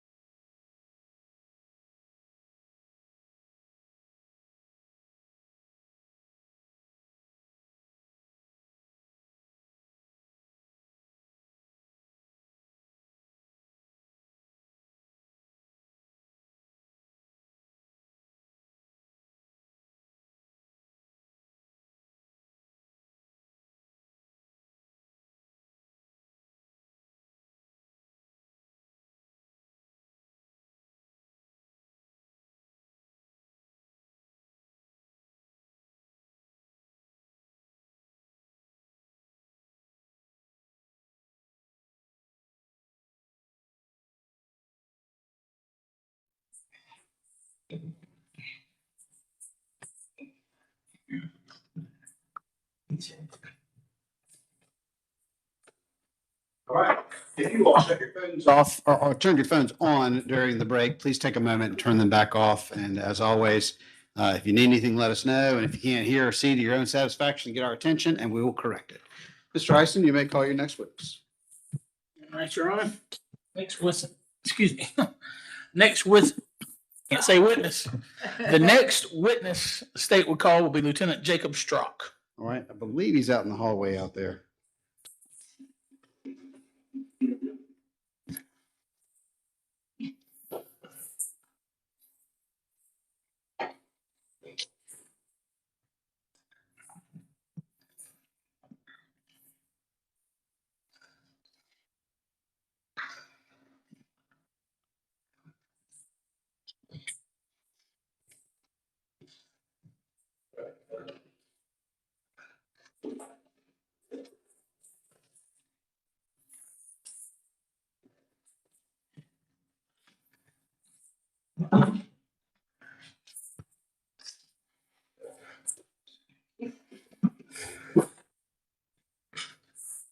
All right, Lieutenant, you can come on up and take the stand and Mr. Ison will swear you in. All right. Would you please raise your right hand? You solemnly swear affirm the testimony you were prepared to give in the pending matter today in the state court of Spalding County will be the truth, the whole truth, and nothing but the truth, so help you God. I do. All right, you can be seated. Would you please state your name for the record? Jacob Strock, Okay, and how are you employed? Spalding County Sheriff's Office. And how long have you been with the Spalding County Sheriff's Office? Approximately 14, no, I'm sorry. July of 2017, so 9 years. Okay. And have you completed the peace officer standards and training long for post? Are you post certified? I am. And could you briefly describe the training necessary to become post certified? In 2010, when I went through, it was approximately a 408-hour course that covered criminal law, traffic law, criminal procedures, shooting, driving, just the basic stuff that we deal with on a daily. Okay. And very briefly, not going to get too detailed, have you had any specialized DUI training? I have been through SFST, which is Standard Field Sobriety Training. Okay. And at this point, let me direct your attention to the morning of December 15th, 2024. On that date, did you have the occasion to come into contact with the defendant, in this case, Christopher Stringer? I did. Okay, can you identify the defendant in the courtroom today? He has a white shirt, blue suit sitting at the defendant's table. Please let the record reflect that Lieutenant Strock has identified the defendant in this case, Christopher Stringer. Approximately what time did you arrive on scene? I believe it was around 11:47, so just before noon. Okay. And were you in uniform, including your badge? I was. Okay, and were you in a marked police vehicle? I was. And was this in Spalding County? It was. Where in Spalding County was it? It's the old Springs Global. It's abandoned now. I believe the address is 349 Railroad Street. It's inside Spalding County. Okay. And tell me about what happened. Where did you first see the defendant? So we were on an unrelated case in the area. I had seen the vehicle as I was driving by previously, just a few moments earlier. The vehicle was parked on the side of the abandoned business in what used to be a parking lot, but now is kind of a trash dumping area. Saw the vehicle there, left it alone while I was working on the other incident. Once that was cleared, I went back by and it was still there, so I got out and made contact with the driver. Okay. And did you ask who was the driver? Mr. Stringer. Okay.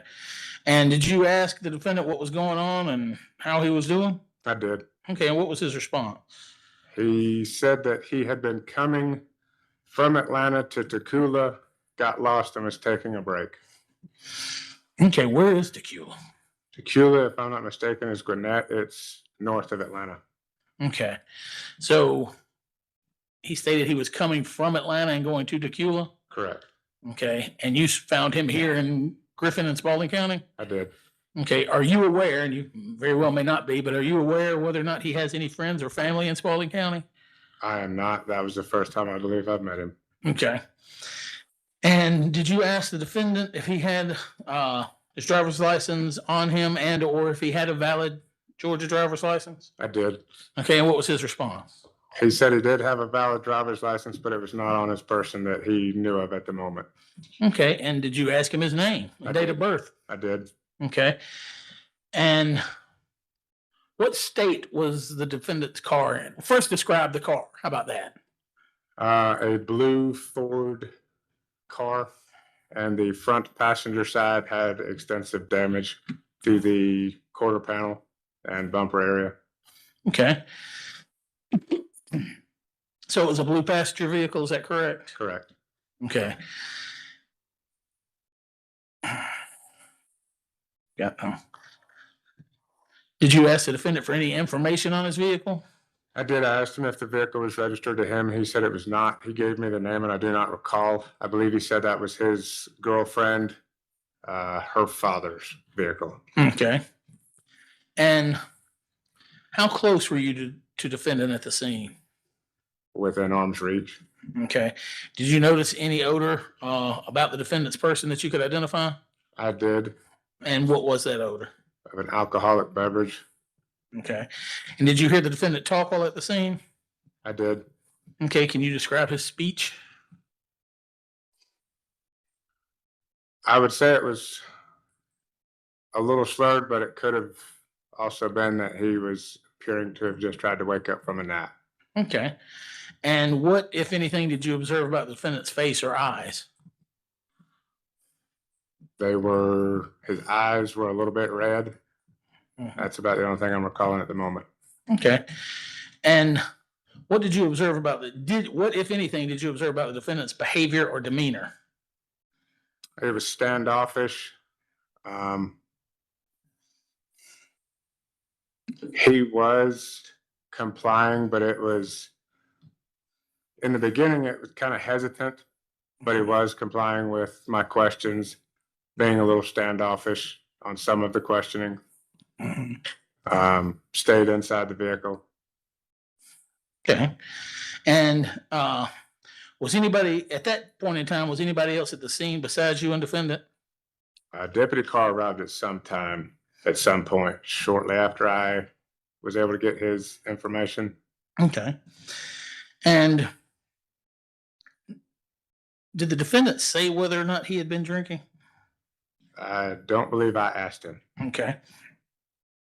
And as a law enforcement officer, have you had the occasion to observe people who are under the influence of alcohol? I have. How many times? Numerous. I can't give you an exact number. Gotcha. Are the manifestations you observed when you encountered the defendant consistent with someone who had been drinking alcohol? They could be. Okay. And what did you do at that point with his license? Well, with the information you obtained about his name and date of birth, excuse me. I went back to my patrol vehicle and ran it on the computer that's inside our vehicle. It's called an MDT, and checked his information through GCIC and NCIC on the computer. Okay, and you're trained to use that MDD terminal in your law enforcement vehicle? Yes. Okay. And is that terminal connected to the GBI indicator? I would imagine so. It's through GCIC. I see. After running the defendant's name and date of birth, what did you find out? It returned with a suspended license and a valid warrant. On an unrelated matter? Yes, there was a warrant. Okay. And did you confirm that through dispatch? I asked them to confirm, yes. Okay. And what do you, as a law enforcement officer, do when you discover that a driver has a suspended license and an outstanding warrant on an unrelated matter? As far as suspended license for certain things, they're placed in handcuffs and either detained for further investigation or placed in handcuffs and arrested at the time. Okay. Same thing goes with a warrant. Okay. So at that point, when you found this information out, what did you do? I went down and attempted to place Mr. Stringer into handcuffs. Okay, and what happened at that point?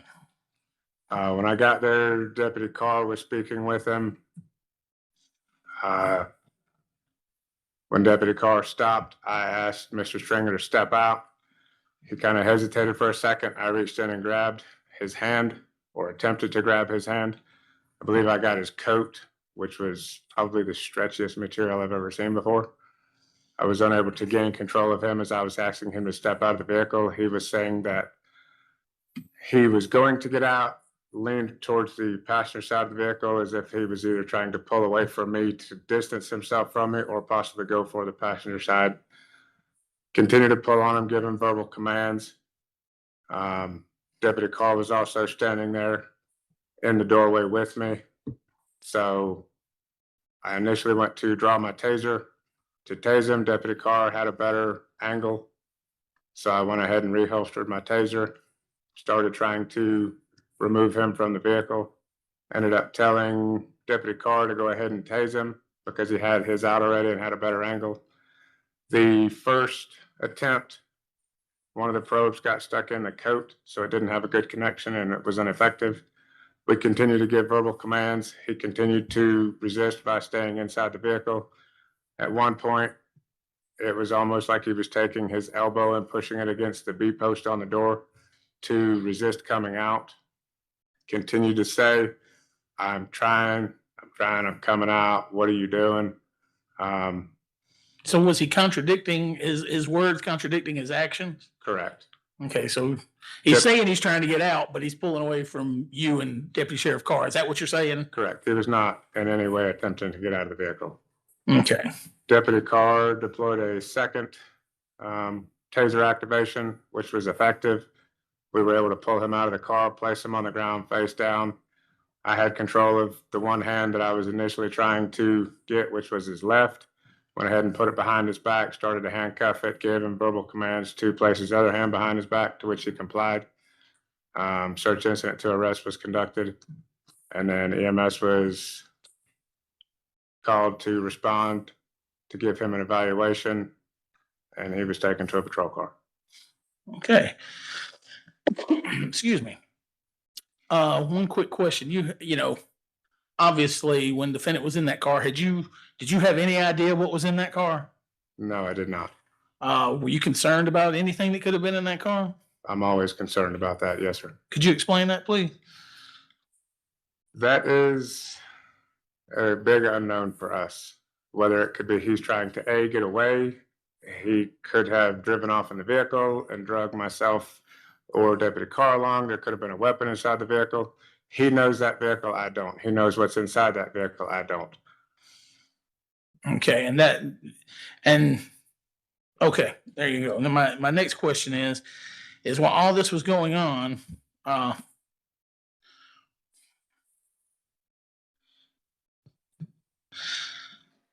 it's going to sound a little silly based on the testimony you've already given, but I have to ask it. So did the defendant resist arrest and thereby obstruct you in your official duty to arrest him? Yes, sir, he did. Okay, and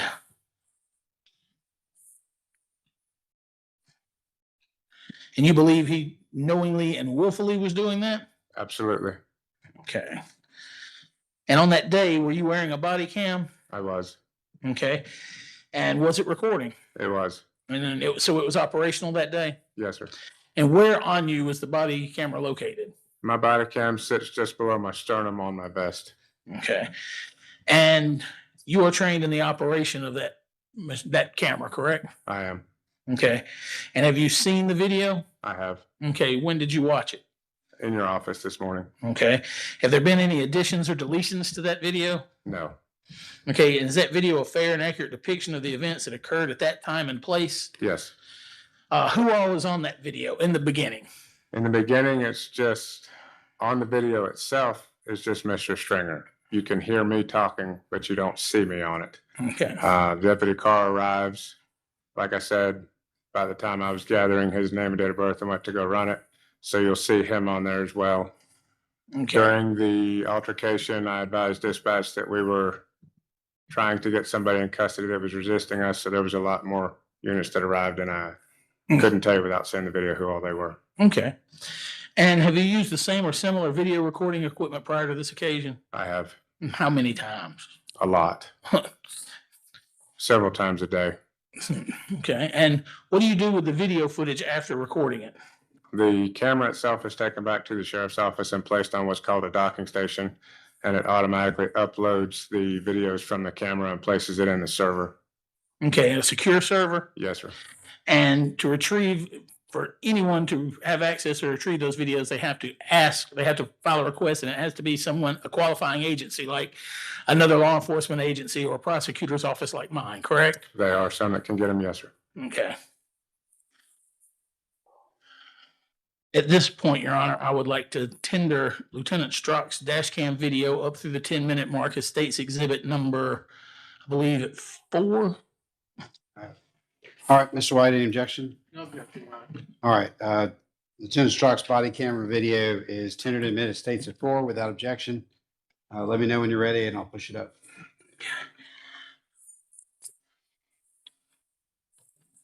Thanks.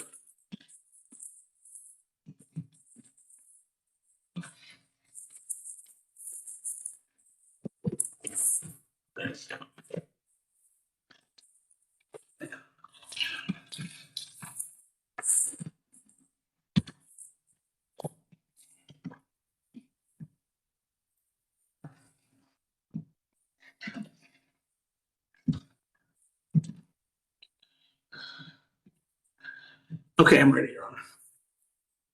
All right, you'll hit the lights. And again, this is only through the 10-minute mark, Your Honor.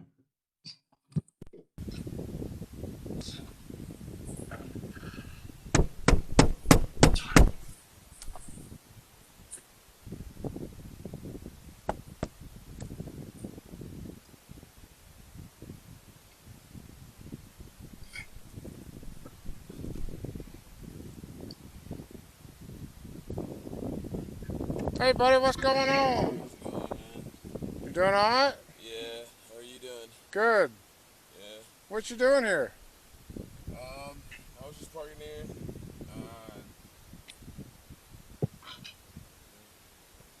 Okay. Where are you from? I was coming from Atlanta going to Tequila. Okay. You got your driver's license? I don't have it on me. Do you have a valid driver's license? I do, yes, sir.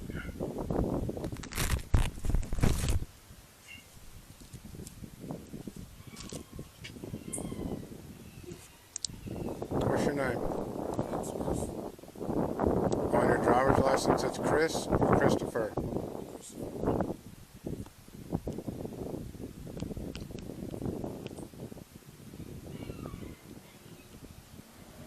Last name? Stringer. Huh? Stringer. S-T-R-I-N-G-E-R. What's your date of birth? 1691. What happened to the front of the car? I was driving, hit something. Obviously. Yeah. Okay. Where'd you hit something? I was driving down the street and What street? I don't know the streets right here. So you're going from Atlanta to Tequila, right? Tequila's in Gwinnett, so up near Atlanta. You know you ain't nowhere near Atlanta, right? You went the wrong direction.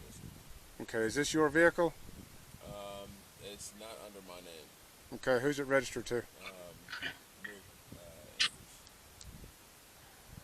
Rick Andrews. Rick Anders? Who is that? This is my girlfriend's dad. Okay. Yeah, so she missed to get to work. He let you borrow it to get to work? Where's your girlfriend? She's at home. Okay. Alright, well just hang tight here with my partner, alright?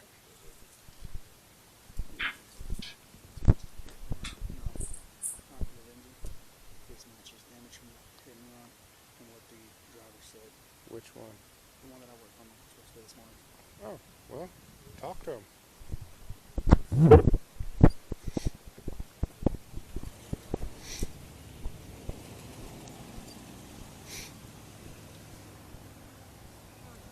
Good, how are you? Don't.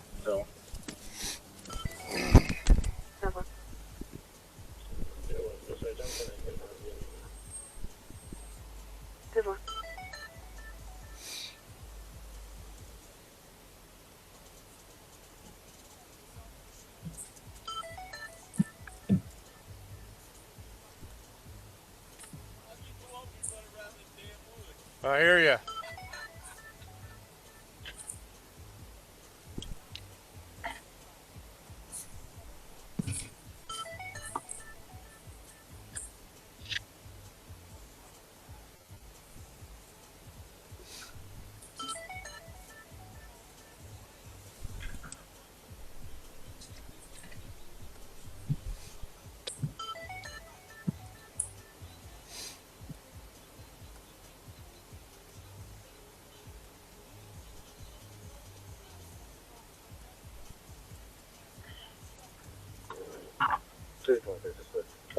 C-23. Name, date, birth, when you're ready. Yeah, I think this might be a hit and run from earlier this morning. J-E-J-U-A-N. Date of birth is 4/17 of 19. 10-23.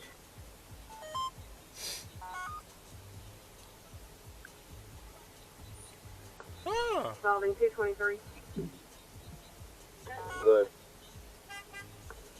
Always affordable, 1076. 7.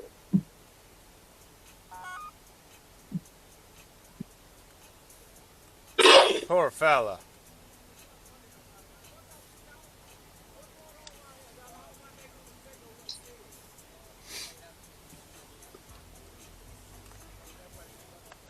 Two or three days back. 2-3. You confirm 99 on that subject I just ran?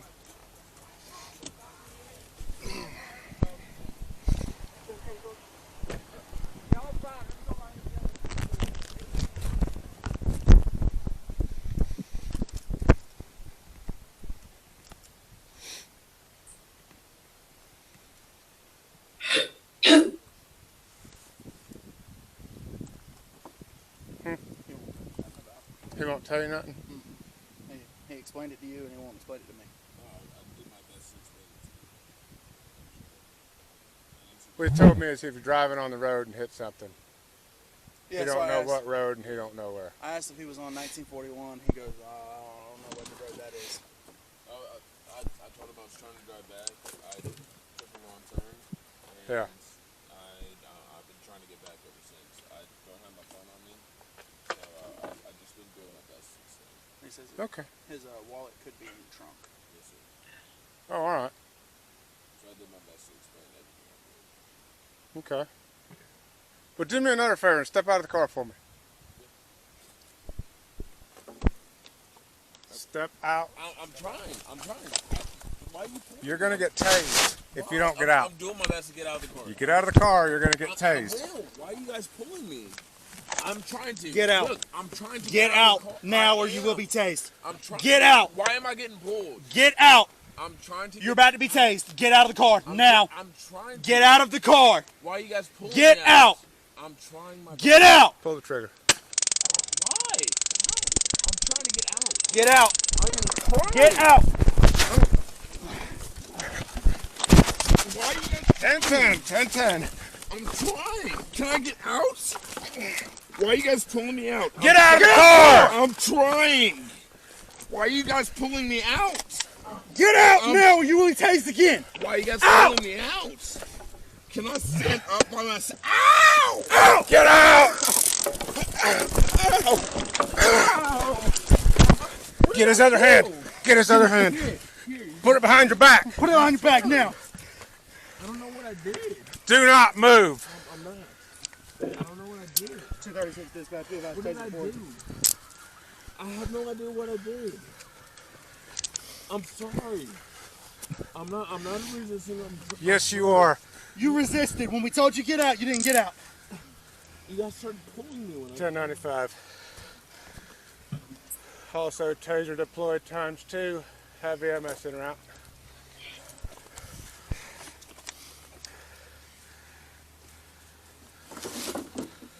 Pages off.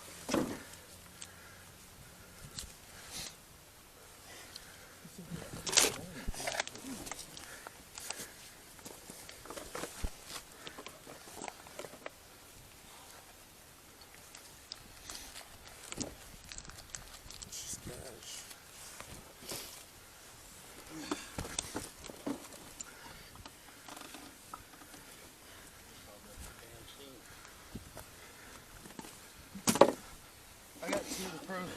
One's in his stomach. It hit the coat. What's the other one? Y'all good? Yeah. You got them all? Yeah, I got all four. All right.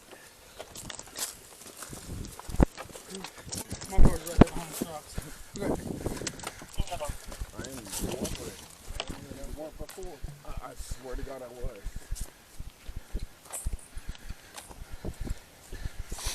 If you get out of this home, but you just sort of yanking that.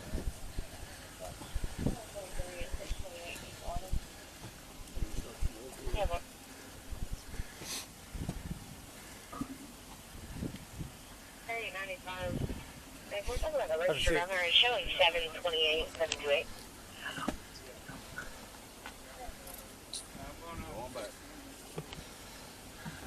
Hey, keep leaning this way. Double lock those cuffs for me.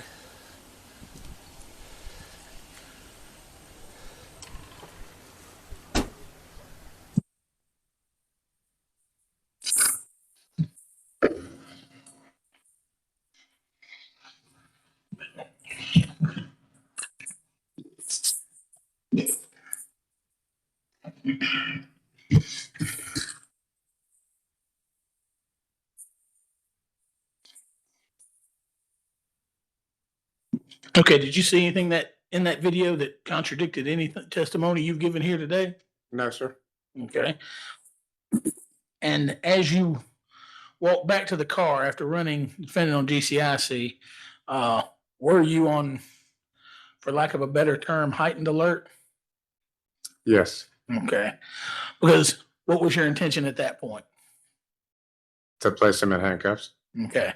And again, going back to before the video, you didn't know what was in that car, correct? Correct. Okay. And the actions you took there, were they in accord with the Spalding County Sheriff's Office use of force policy or whatever term you use for it? They were. They were. Okay. And did you ever search the defendant's vehicle or anything like that? I believe I went back and the money that was taken out of his pocket, I went ahead and collected all of that, took account of it, placed it in an evidence bag and sent it to detention so it could be placed on his property and would not get misplaced. And then the rear hatch area had some vehicle parts in it from his vehicle. And what do you mean by vehicle parts? Parts of the car that were missing from the accident. I believe it was a chunk of the quarter panel and Okay. maybe a piece of a bumper. Okay. Was there any evidence of any kind, such as fiberglass transfer or anything like that, that you observed in, on, or around the damage to the blue passenger vehicle that the defendant was driving? Not that I recall. Okay. Inside and around the vehicle, do you recall if you observed any evidence of empty containers of alcohol that would suggest the defendant had been drinking there on scene? Not that I recall. Okay. And it is an official duty of yours to arrest someone that you've ran that has, the GCIC tells you has a suspended license or an outstanding warrant on an unrelated matter. That is one of your official duties, correct? Correct. And were you trying to lawfully discharge those duties? I was. Okay, and did the defendant obstruct or hinder you in doing that? Yes. And after your testimony and watching the video, you believe he did that knowingly and willfully? Yes. No further questions at this time, Your Honor. Cross.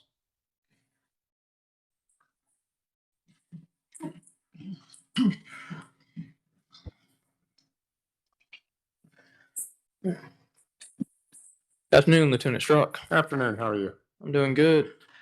Lieutenant Strzok, you did not witness any collision between any two vehicles on December 15, 2024. Is that correct? That is correct. All right, everybody take a minute, turn your phones off, please. Your first encounter with Mr. Stringer, that was around approximately 12 noon. Is that correct? It was around that time, yes, sir. And Mr. Stringer was not driving when you found him. Is that correct?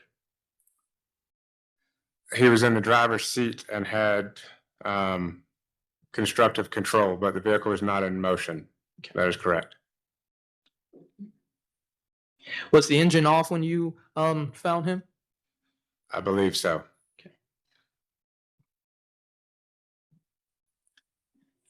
You said it on direct that you detected the odor of alcohol from Mr. Stringer. Is that correct? Yes, But you did not discuss any odor of alcohol with Mr. Stringer. Is that right? that is correct. And you didn't ask him if he had been drinking that day at all? That is correct.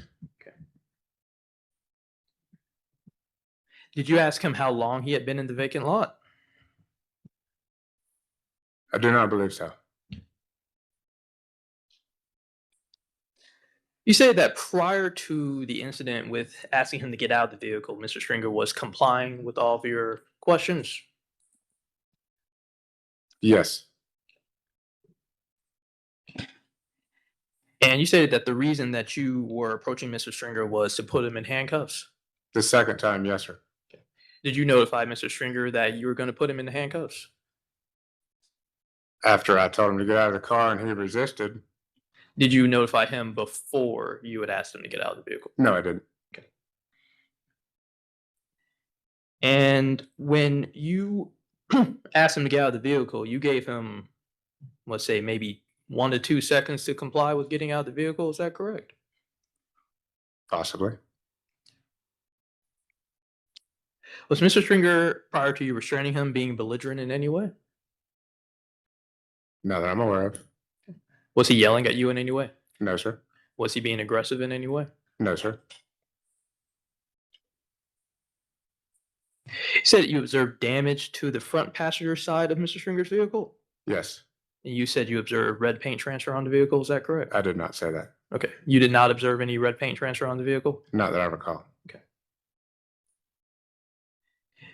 Did you conduct any forensic analysis on Mr. Stringer's vehicle? I did not. Did you take any measurements of the damage? I did not. Did you go back to try to examine the other vehicle?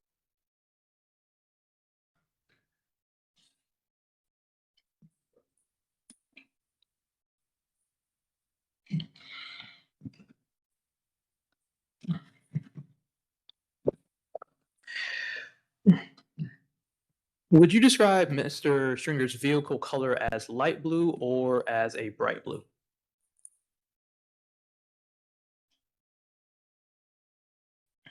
I guess it would depend on your opinion, but I would say it's probably a bright, not dark. Okay. You also stated that you observed Mr. Stringer's eyes were a bit red, I believe, was your testimony on direct. Is that correct? Yes, And you also noted that he had seemingly just woken up from a nap. Is that also correct? possibly. Did he appear that he was just waking up? When I had driven by the first time, moments before I got out, several minutes before, I could see somebody inside the vehicle sitting up. So had he been asleep, it was for a very short time. Okay.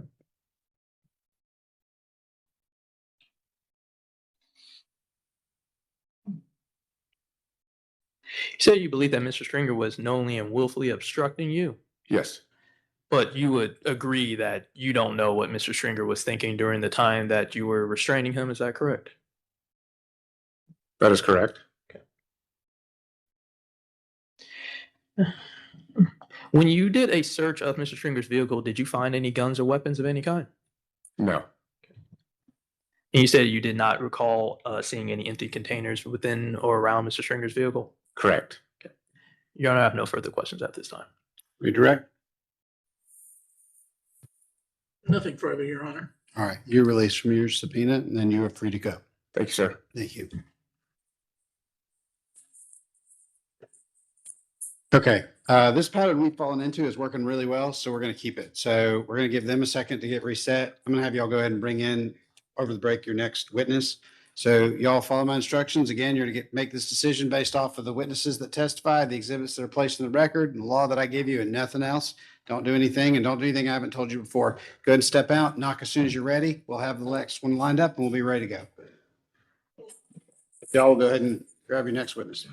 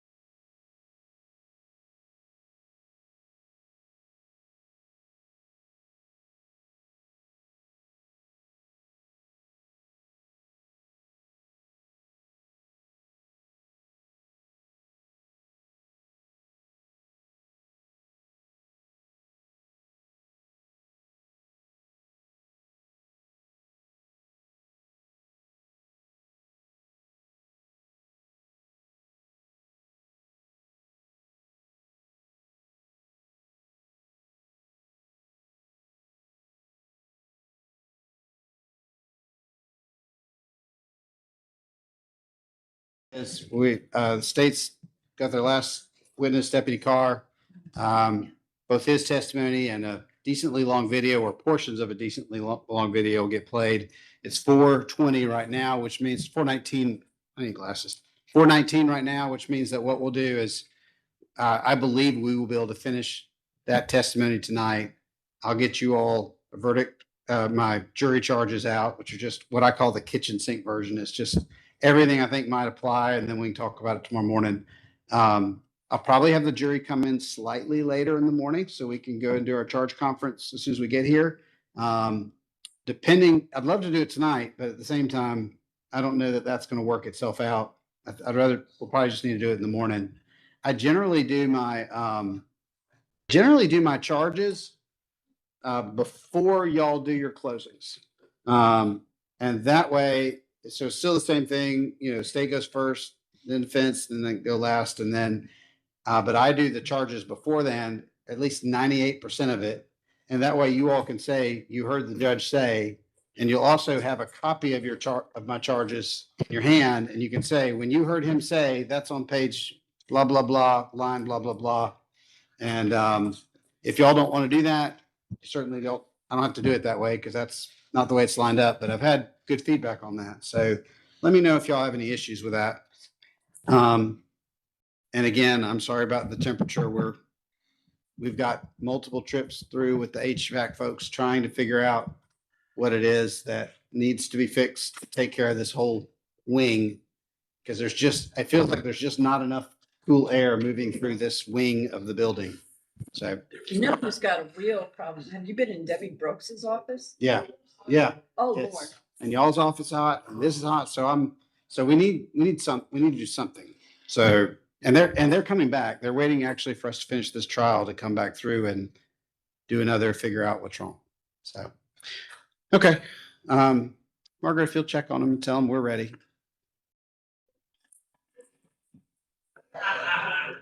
Are there waters in there? Or is it? There's a water fountain in there and there's cups in there. And there's actually, did we get the snacks and food in there from the, yeah, so the food from Judge Essery's thing was in there.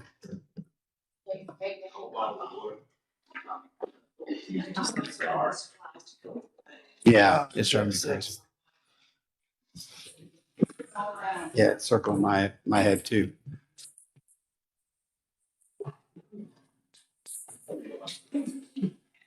Yeah.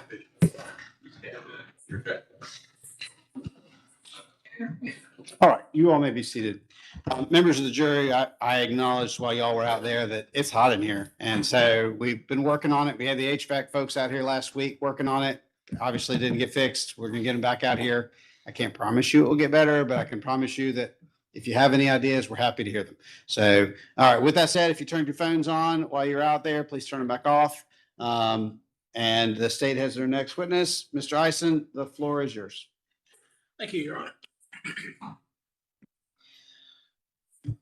Next witness, the state will call Your Honor's Deputy Sheriff Richard Carr. Would you please stand for me? Would you please raise your right hand? You solemnly swear or affirm the testimony you are prepared to give in the pending matter in the state court of Spalding County shall be the truth, the whole truth, and nothing but the truth, so help you God? I do. All right, you can be seated. Excuse me.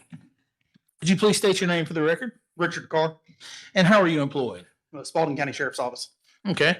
And how long have you been with the Spalding County Sheriff's Office? Coming up on 6 years. Okay. And what is your rank? Just deputy sheriff? Yes, sir. Okay. And are you peace officer standards and training post certified? Yes, sir. Okay. And briefly, can you describe the training necessary to become post certified? When I went through the academy, it was 408 hours of criminal law, traffic law, defensive tactics, firearms, all the things necessary to do law enforcement. Okay. And back on December 15th, 2024, did you have the occasion to come into contact with the defendant in this case, one Christopher Stringer? Yes, sir, I did. Okay. And approximately what time did you arrive on scene? Well, first, let me say this. On scene, I mean, an accident on Georgia 3 on the morning of December 15th, 2024? I believe it was around 8:30 in the morning. Okay. Were you in uniform, including your badge? Yes, sir. And were you in a marked police vehicle? Yes, sir. And was this in Spalding County? Yes, sir. Where in Spalding County was it? The Shamrock gas station on the corner of School and North Expressway, or no, Highway 1941. Okay. And when you got there, well, this road you just described, is that a divided roadway? Yes, sir. Were the lanes clearly marked? Yes, sir. Okay. And do you know which lane the collision occurred in? If I recall, I believe it occurred in the right-hand lane on Okay. the southbound side. Okay. And did you ever see any skid marks anywhere where the collision occurred? I personally never went to the lane of travel where the accident occurred.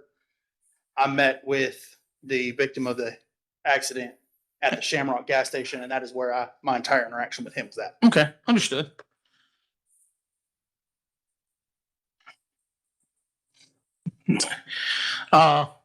What kind of vehicle was Mr. Davis? That was the person who got hit. Mr. Charles Harvey Davis. What kind of vehicle was he driving? I believe an older model Ford F-150. Okay. And did you observe the damage that Mr. Davis's vehicle sustained? Yes, sir, I did. Could you please describe that damage to the court? On the left rear wheel, the tire was completely flat, the rim was bent, and then the fender well on that particular body style, it had one of the flared out fender wells. That was also completely damaged on the bed. Okay. And what color was the Ford F-150? I believe a reddish color. Okay. And then later that same day, well, hold on. Do you know during the collision, did the driver of the other vehicle return to the scene of the collision, or did they drive off? From the information I'd gathered from Mr. Davis, the other driver continued driving southbound, never came back. Understood. Later that same day, did you have the occasion to come into contact with the defendant in this case, Mr. Christopher Stringer? I did. Okay, and is he in court here today? Yes, sir. Could you please point him out for the court, for the record? He's sitting at the defense table wearing a blue suit. Okay, please let the record reflect that Deputy Sheriff Carr has identified the defendant in this case, Christopher Stringer. Approximately what time did you arrive on the scene later in the day? Around 12:05 hours. Okay, and were you in uniform, including your badge? Yes, sir. And were you still in a marked police vehicle? Yes, sir. Was this also in Spalding County? Yes, sir. Where in Spalding County was it? Over off of Railroad Avenue, at the old mill. I don't know the exact numerics of that address. The old mill that's right there on Railroad as soon as you cross the railroad tracks from School Street. Okay. Where was the defendant when you arrived on scene? Sitting in his vehicle that was down around the side of this building, kind of back behind it, trying to where it wouldn't be easily seen. Okay. And what can you describe the lot where it was parked? It's an abandoned lot. Grass has grown up. There's a bunch of trash and debris and nails of such scattered across this lot from where people have dumped items out. Okay. And once you got there, how close were you to the defendant at the scene? In relation to which part, sir? When you first arrived and were talking with the defendant? I was standing outside of the vehicle, right by the back driver's side door. Okay. And at that point in time, did you detect any odors? At that particular time, no, sir, I did not. Okay. And did you hear the defendant talk while at the scene? Yes, sir. Can you describe the defendant's speech? If I recall, his speech was okay. It seemed normal. Okay. Did you observe, what, if anything, did you observe about the defendant's face or eyes? With the defendant's face, his eyes appeared to be a little droopy. He also did not want to maintain eye contact with me. He continuously looked away from me. Okay. And so what happened upon your arrival at the scene where Lieutenant Strout was conducting his investigation? What did you do?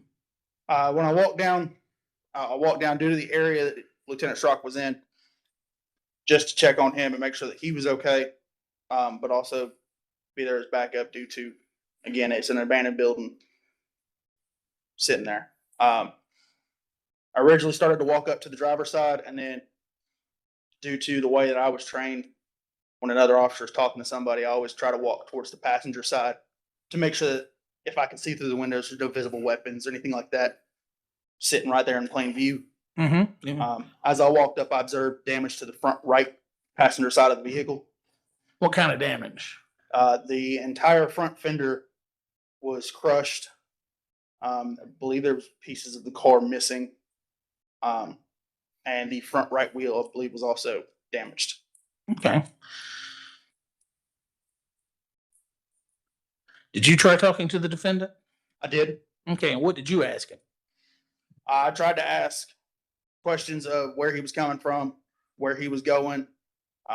Originally, the defendant stated to me that he had already talked to the other officer. I tried to piece together some more information. I tried to ascertain what road he might have hit something on, or if he was on North Expressway at any point in time this morning. At that point, he had told me that he was not sure where he was at due to he didn't have his phone and he was trying to make his way back home. Okay. And then once Lieutenant Strout returned to the defendant's vehicle, what happened at that point? Lieutenant Strout instructed the defendant to step out of the vehicle. At this point, he started to do a slow lean back into the vehicle. Lieutenant Strout tried to grab his left wrist to kind of tell him to go ahead and get out the car. As he did that, he yanked his arm away. I reached in to try to grab a hold of his right wrist, which at this point, he began to start pressing into the car, trying to find a way to stay in the car. He was also adjusting his feet to push against the door well. Okay, and at that time, were you also telling him to exit the vehicle? I was. Are those lawful commands? They are. Was he complying? He was not. Okay.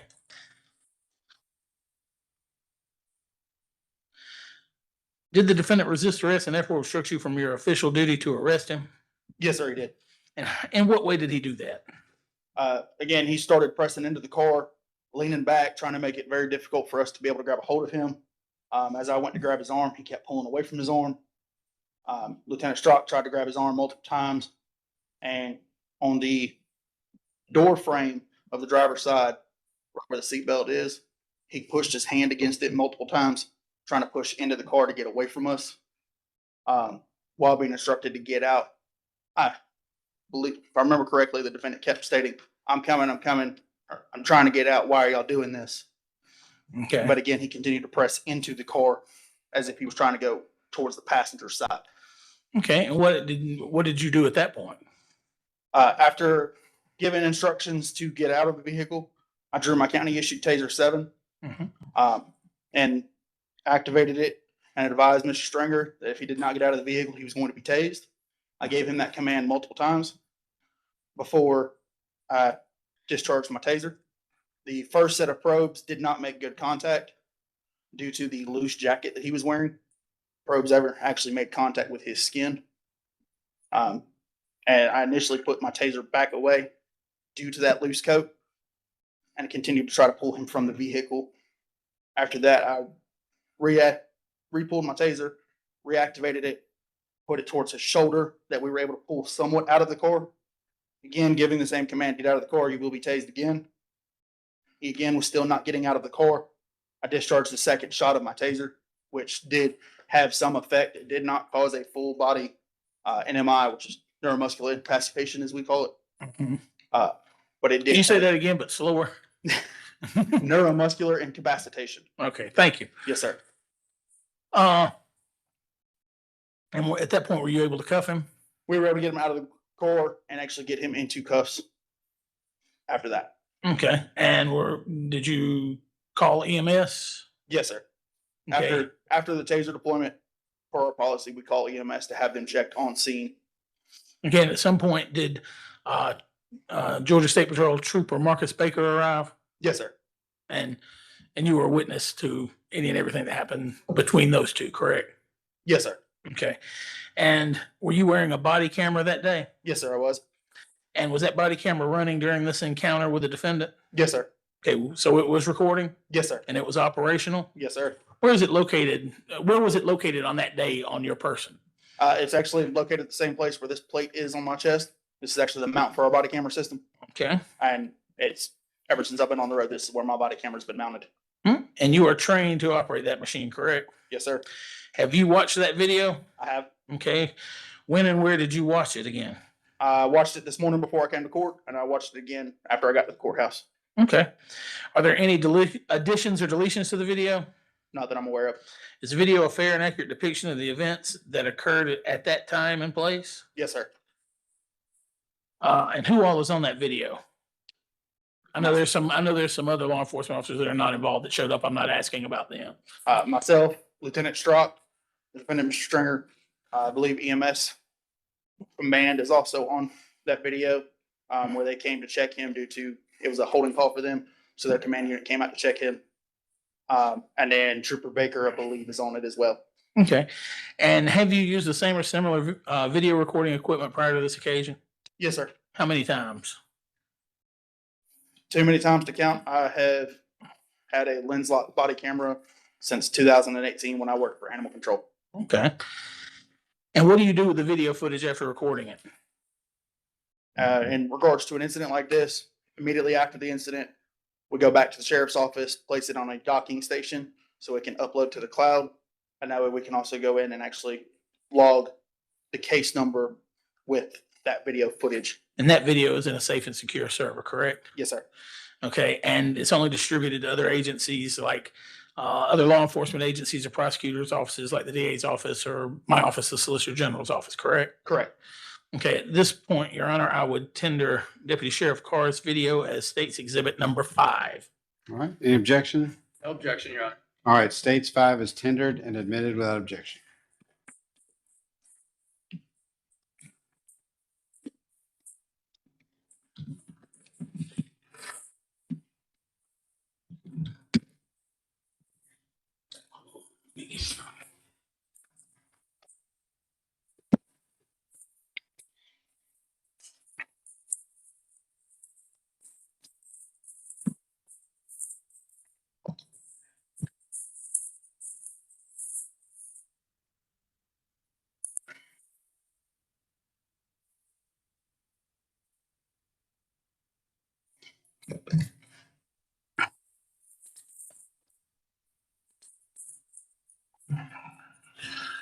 Let's see here. Okay, I'm ready, Your Honor.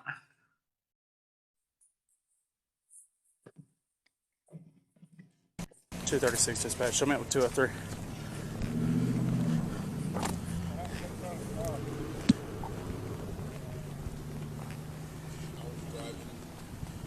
Hit something. Obviously. Okay. Where'd you hit something? I was driving down the street and What street? I don't know the streets around here.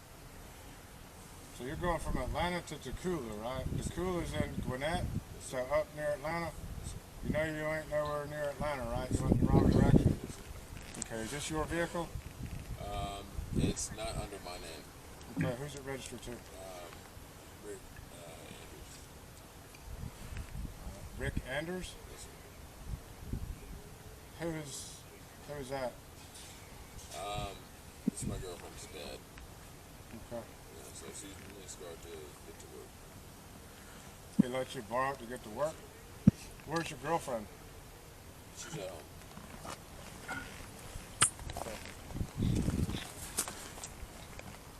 Hang tight here with my partner, alright? Hey, LT. This matches the hit and run, not the Avenger. This matches damage from the hit and run and what the driver said. Which one? The one that I worked on North Expressway this morning. Oh, well, talk to him. Hey, bud. What's up, man? So where you coming from? I wasn't here when you explained to him, so where you coming from? Yeah, I mean, I just talked to him about it, so. Well, that's why I'm asking. Okay. Yeah, I mean, I'm coming from Atlanta. You coming from Atlanta? Yeah. Okay. Were you on 1941 this morning? 1941. That's the one that comes from Jonesboro and all that stuff down here. I'm not sure. Like, I had my phone, but I don't have it with me right now, so I was trying to navigate my way back, but I just did my best, but I went the wrong way, so. Okay. Where'd you take the wrong turn at? I'm just trying to figure out where you might have gotten lost at. That's all I'm trying to do. Yeah, I mean, I wouldn't be able to tell you. I did my best to get back, but I don't know. Okay. I wish I could tell you. Okay. So. How'd you end up right here?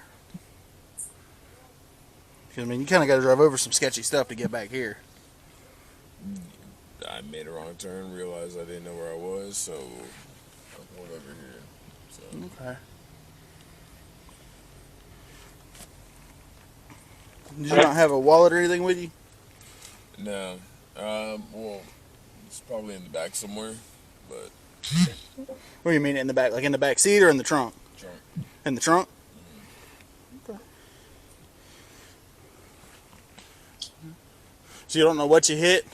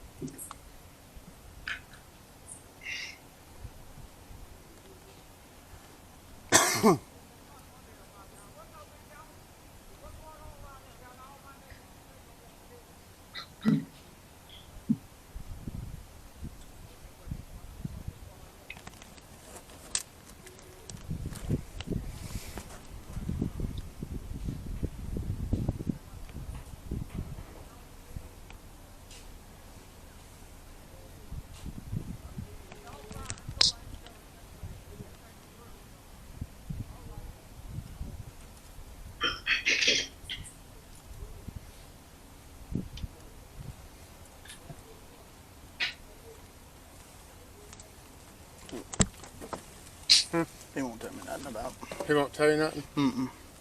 He explained it to you and he won't explain it to me. I did my best to explain it to you. I tried. I mean, I answered. What he told me is he's driving on the road and hit something. Yeah, he so don't I know asked, what road and he don't know where. I asked if he was on 1941. He goes, I don't know what the road that is. Oh, I told him I was trying to drive back. I took a wrong turn, and I've been trying to get back ever since. I don't have my phone on me, so I've just been doing my best since then. He says his wallet could be in the trunk. Yes, sir. Oh, all right. So I did my best to explain everything I could. Okay. Well, do me another favor and step out of the car for me. Yeah. Step out. I'm Step trying. out. I'm trying. Why you You're going to get tased if you don't get I'm, out. I'm doing my best to get out of the car. Get out of the car, you're going to get I tased. will. Why are you guys pulling me? I'm trying to. Get out. Look, I'm trying to Get out out of the car. now or you am. will be tased. I'm trying. Get out. Why am I getting pulled? Get out. I'm trying to. You're about to be tased. Get out of the car now. I'm trying to. Get out of the car. Why are you guys pulling Get me out. I'm trying my best. Get out. Pull the trigger. Why? How? I'm trying to get out. Get out. I am trying. Get out. Why are you guys pulling me? 10-10. I'm trying. Can I get out?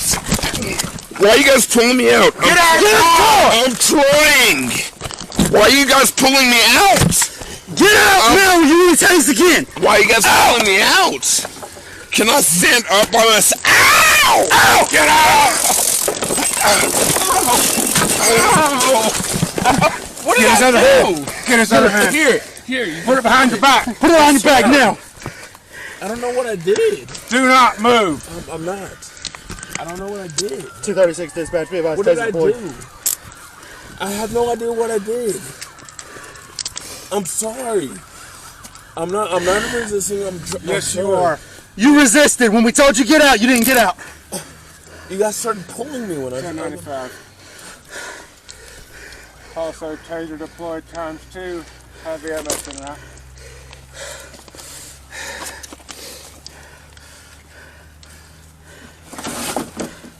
Taser's off.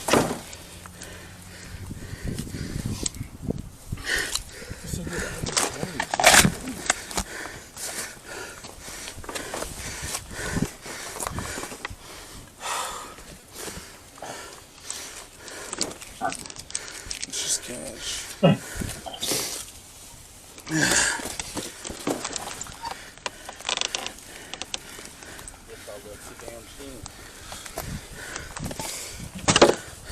I got 2 of the pro. One's in his stomach. It hit the coat. Yeah. Let's see the other one. Yeah. You got them all? Yeah, I got all 4. Sorry. My car's right there behind Strock's.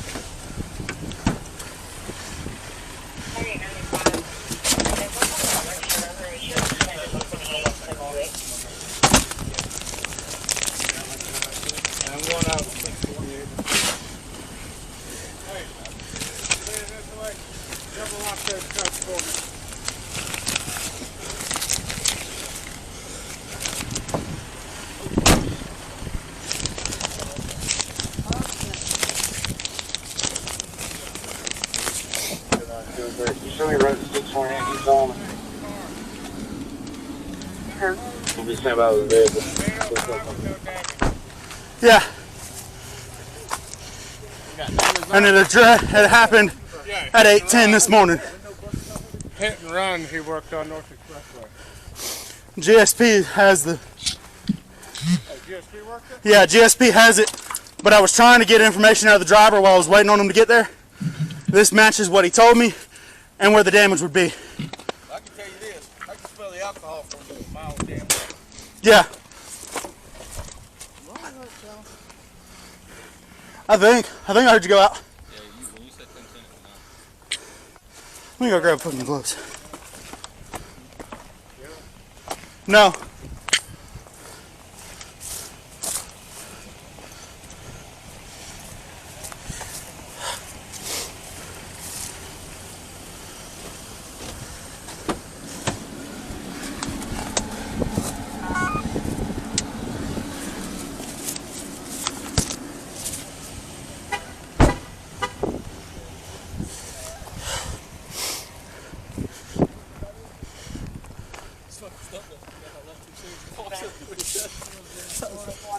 They got it.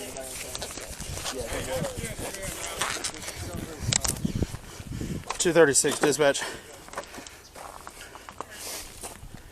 Can you contact GSP? Advise them we have the vehicle and the subject from the 1057 on North Expressway this morning.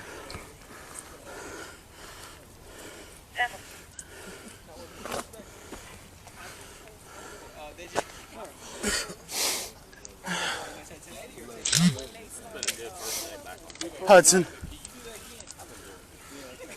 I got one over here. Hey, you're grab it.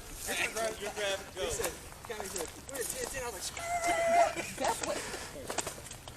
Hey!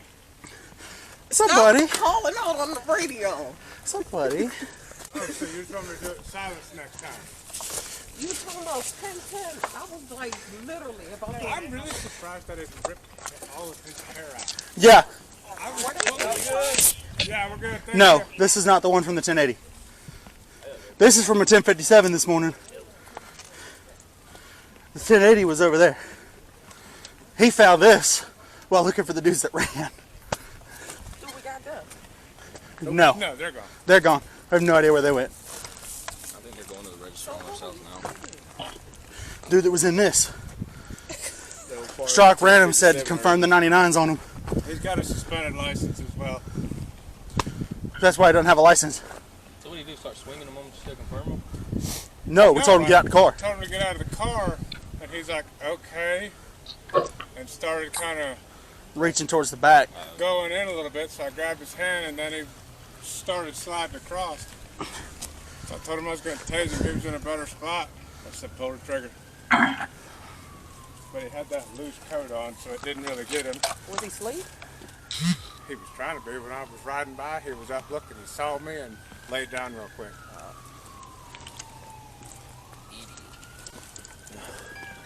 Got all that money and still in clothes?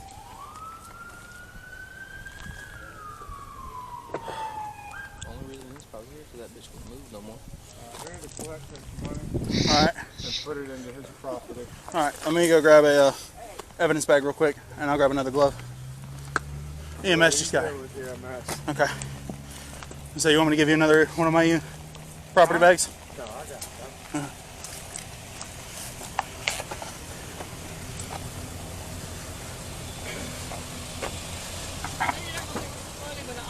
Donut coming over. And then I see all y'all here. I'm like, well, this has got to be it. He's in the back seat of my car. Okay. I don't know if probes ever actually went into him, but he was shot twice. Okay. And he had a loose overcoat on Okay. when it happened. So.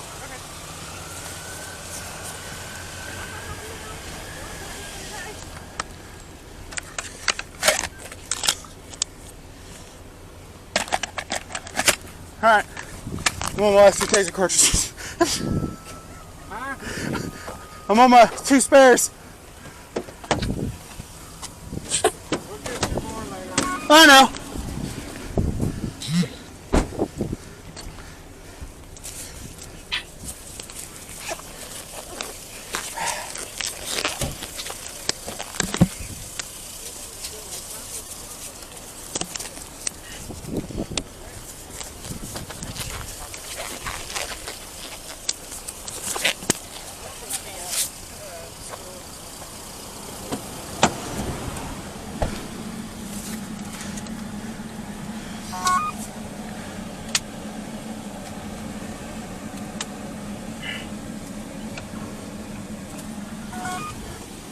Also, you can smell the alcohol coming off of him. Did he wreck that car over there? So this morning at about 8:10, I believe this is the car that was involved in a hit and run. He literally smacked the living crap out of another truck and just kept driving. Okay. Um, And then y'all found him over here? Or? yeah, well, we were looking for our other people that ran from us. Lieutenant over here, going back and forth, saw him. He was up and then he ducked down trying to hide. Over here? Yeah, in this Okay. car over here. So he's been in a wreck too then, basically. Okay. Hey, man. You hurt anywhere?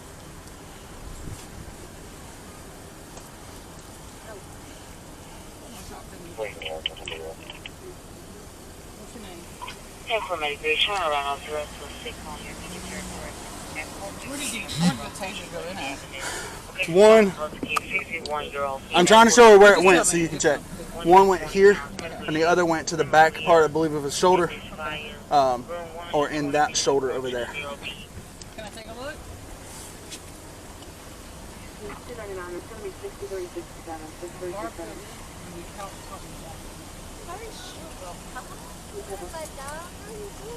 Back there? Yeah. See if you can turn this way so I can see it. Back in my car. Where the other one? Hey!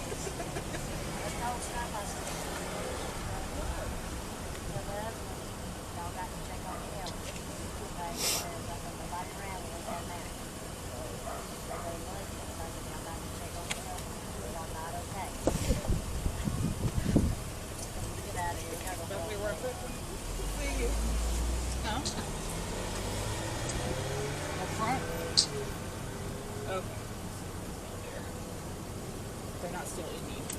No, all 4 probes were removed. Okay.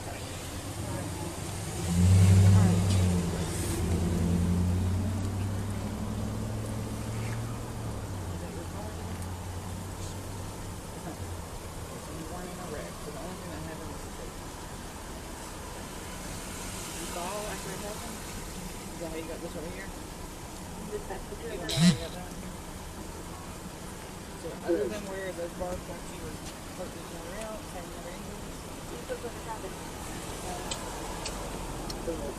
How old are you? They're not going to place a hole into that condition range.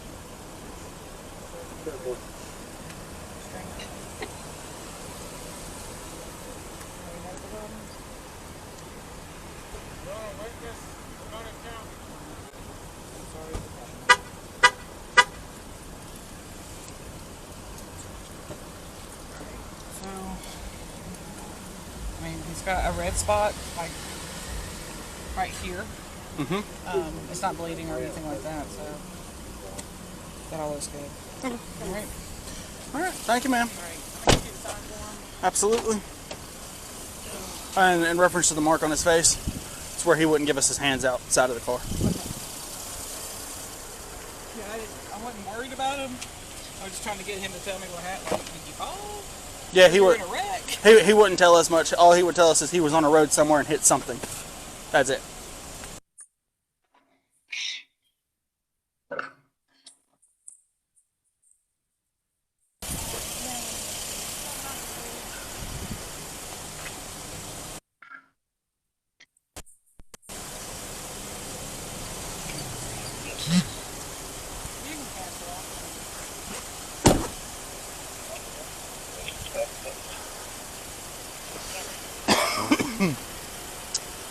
And I'll come pull up his information if you need it.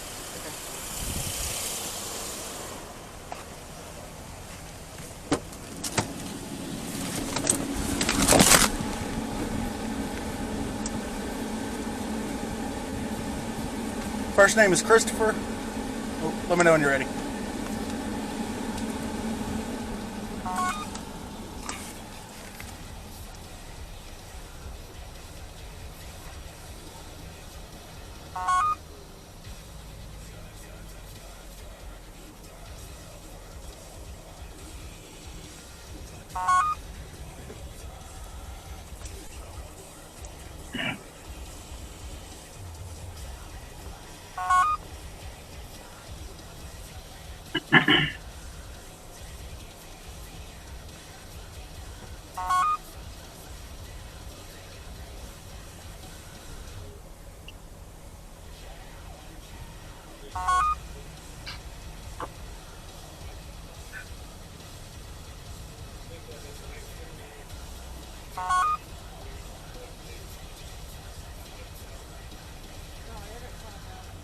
Oh, you're good.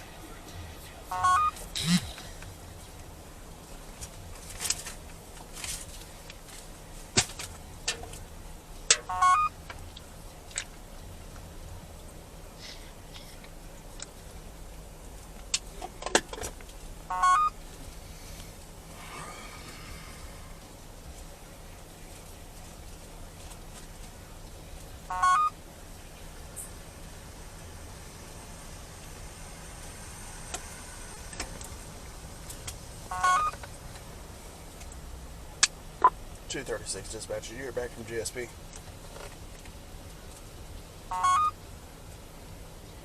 North 10-4, their trooper that handled that is actually on a 1038 at Spalding Liquor just up the road. He's also got one that's 99 that he's possibly taking 1095. He's trying to get 108 to come to y'all, which is just taking a minute. Temple.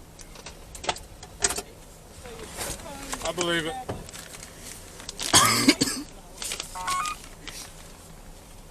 It's 236. They were wanting us to do a 1091 for that subject so that they could come to you in 203.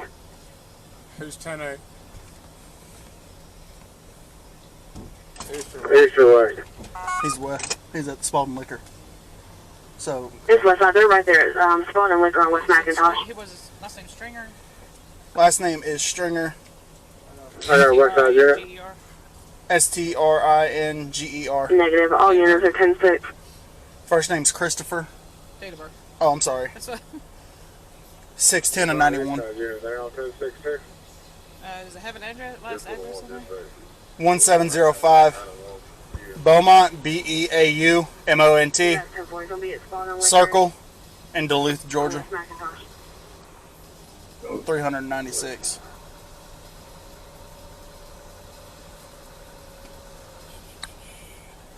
is your first name? Richard.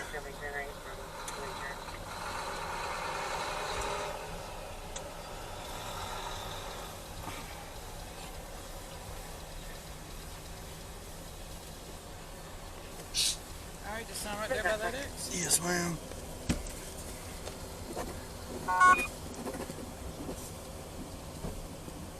Just tell them about the county. If anything else, I'll come out there. Yes, ma'am. Don't do it. You bonk your head. No, I want to go home. If you want to go home, then just go home. That's gonna hurt, sweetie. That ain't you ain't going They home. won't let me go home unless I'm not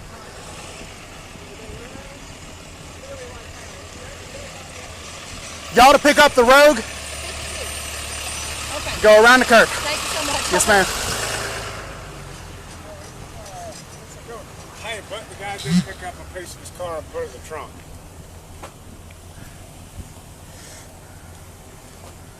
Yeah, cause see, when I was talking to him this morning, the victim of it, he was like, yeah, it was like this lighter blue. It wasn't like a blue, like a dark blue. It was more of a lighter shade.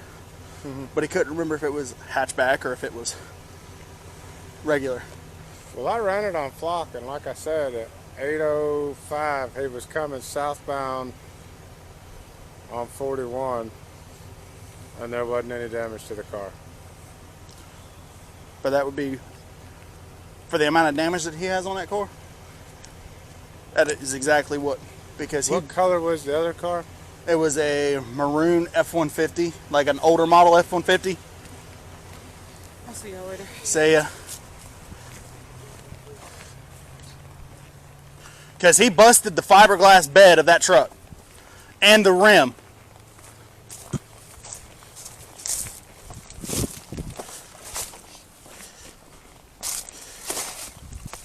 There's fiberglass and maroon. Yep. And it went all the way up the side.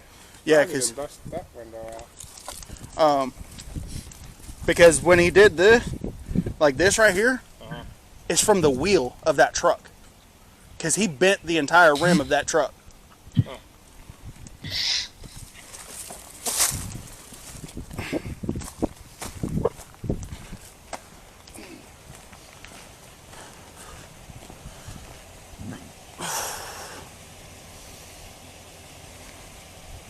Based on everything that's happened to him this morning, they may not take him. He may have to sit at the hospital with him. But when we get him to the jail regardless. So she said if they have any other questions, have them contact her and she'll come back out and look at him. The issue's going to be, is there for a while, and I think it may have been resolved. I don't know. That didn't matter. EMS couldn't clear him. They had to be cleared through the hospital. But I think that may have been resolved, so that's what I'm saying. Go down there, don't like hide anything. Just say that, yeah, he was refusing and he was tased. The first one didn't have a good connection because of the loose coat, which Yeah. I thought that was going to be an issue. I was hoping it was going to get his arm through it. That's what but I it was- just missed the arm. That's what I was trying to get. That's why I went The sideways. second one did good. Oh yeah, that was up in his shoulder. But it popped right out too, as due to the jacket. Yeah. I was trying to get his arm, but at the same time, I was also like there wasn't a way for me to reach.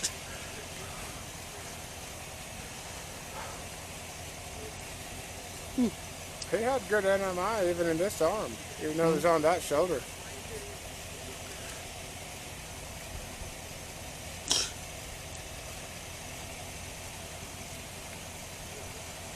That's why he ran. Yeah.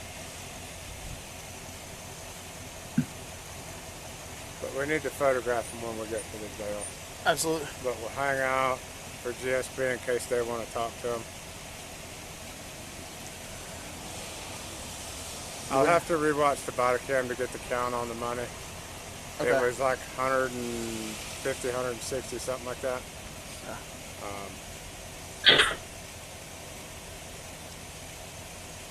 I mean, he reeks. Philip. Hey.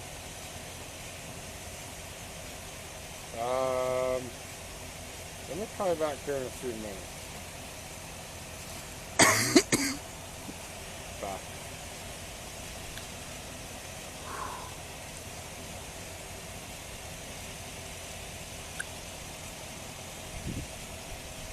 That's a strong little fella. That coat didn't help. Couldn't get a hold of it. That was the problem, is he kept pulling that arm, because all I could grab was that coat, because he kept pulling his arm in.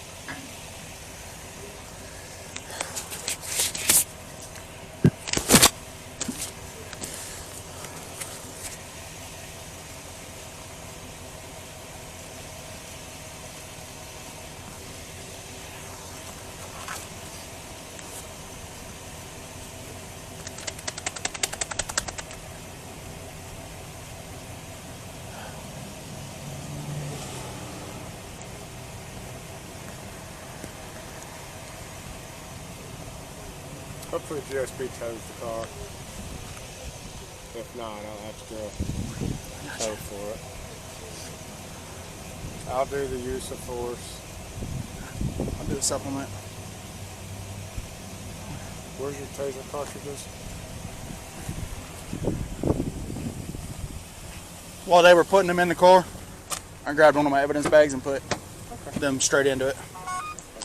I don't have to collect them anymore, but that way I can just put the serial numbers on the thing. I'm used to collecting everything from them.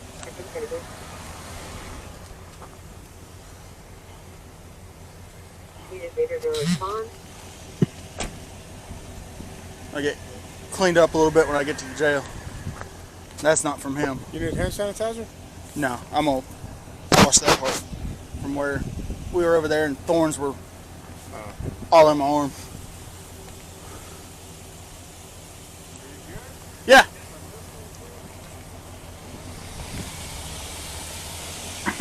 Yeah, I'm good.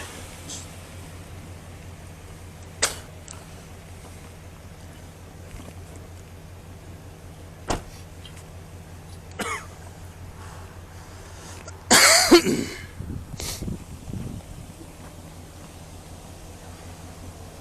you check on them when you opened the car door? My car now reeks of alcohol. Roll the windows down. Well, that was before I walked up to it, like Roll after the back EMS checked windows them. That's whole.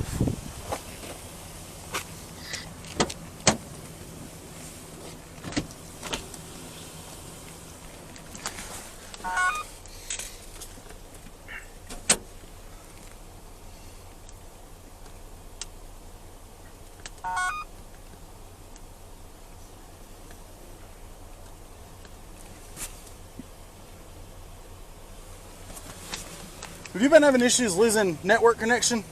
I hadn't, but it just did it. Mine's been doing it for the last 2 days.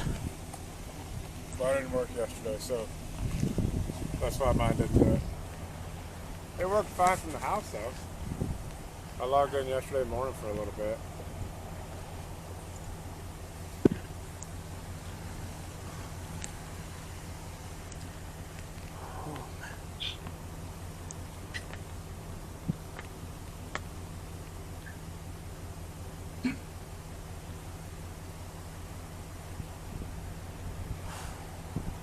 Judge comes in at 2:30. Yeah.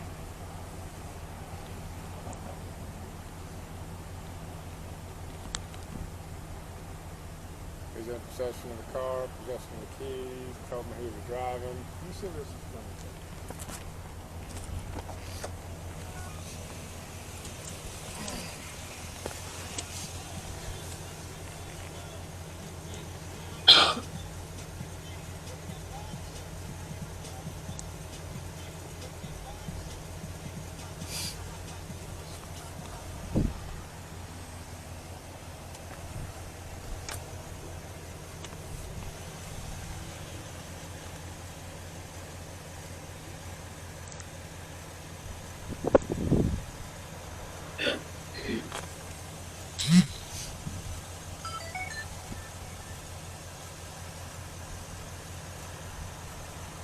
finger to a pair. Yep. So here's the car. Yep. Mirrors intact, no damage. And see, Failing to maintain almost, looks like already. and see, when I pulled that picture up, it was one of those. It was too dark to really see the color of it for the guy to be able to identify it. But he told me it was a small blue car, and that was about as much as he could really give because he was more in shock about what happened. 234 dispatch.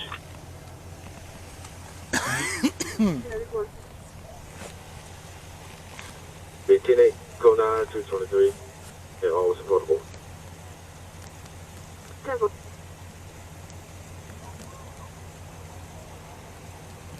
Is somebody going right with the trooper? Man said he was, but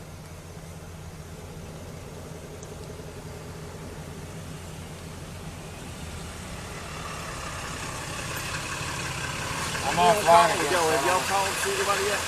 No, we're waiting on GSP to get here. Oh, GSP. Yeah, because we on call. Yeah, no, so we're waiting on GSP because this one was involved in an incident this morning and see what they're going to do. Thanks, sir. I appreciate it.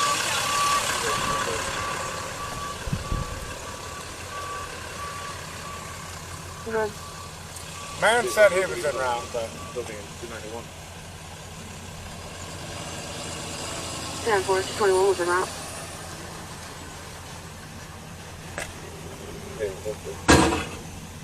God damn. What is that? Mantis. Oh, okay. Dry fire trainer.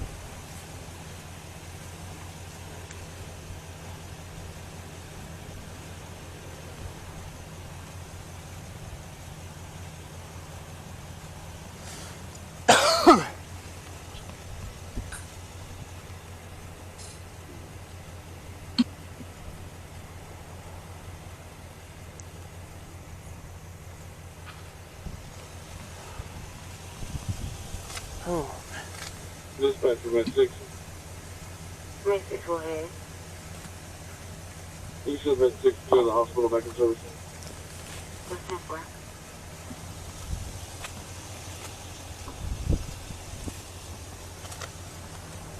Dispatch, 2723, we have partner 209.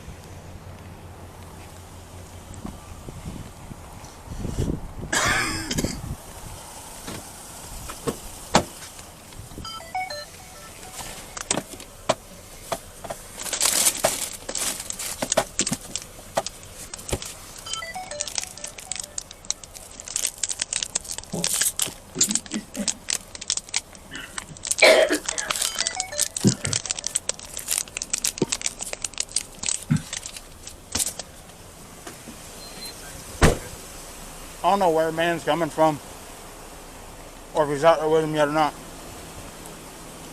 Our troopers at Spalding Liquor.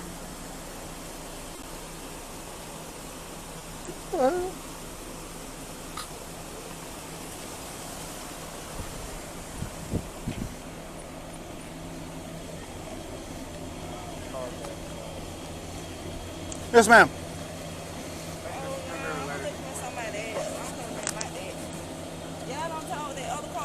Yes, ma'am. Always affordable has it.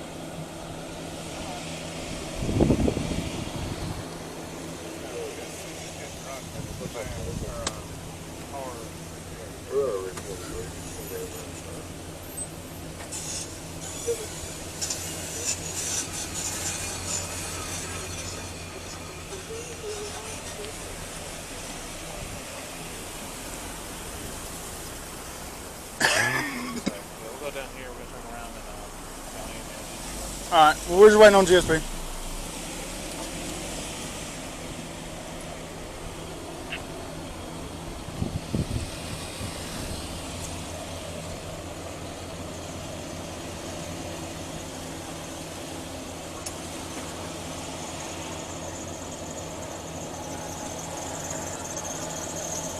Yeah,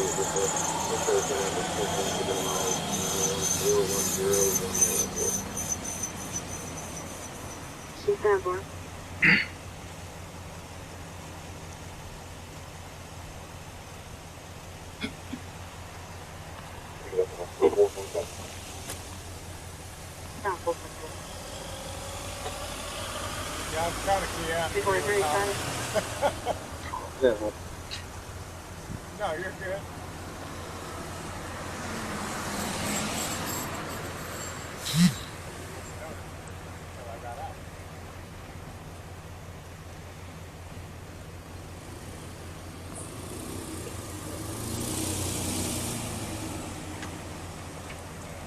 No, you're good, dude. It wasn't a knockdown drag out, so it's not like I was mad at you. I was just letting folks know, hey, we might need to fix this up. This is a pretty stout little fella. I put it to you this way. I had a hook to his man bun and was yanking it towards that 15 like go.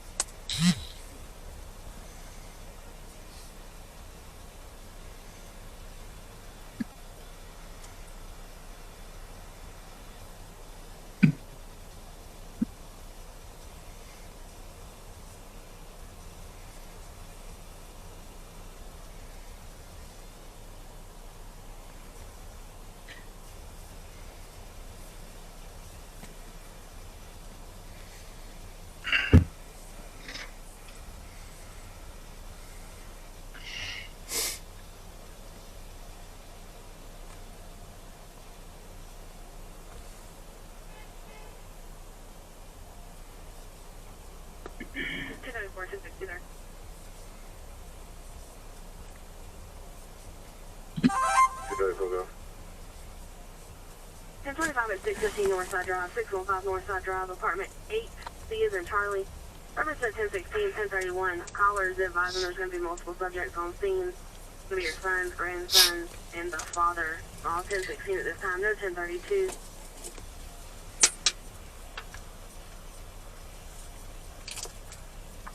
And I still have those in mind trying to get further.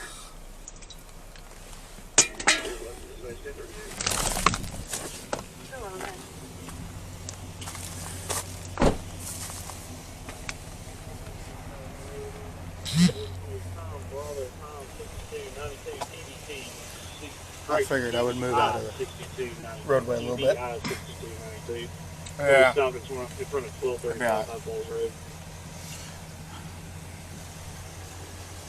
on 1235 High Falls. I'm going to ask this trooper's name when he gets here. Because I feel bad. I still don't know his name, and I've worked like 4 wrecks with him. Go ahead. That's fine. Master Board, clear enough door.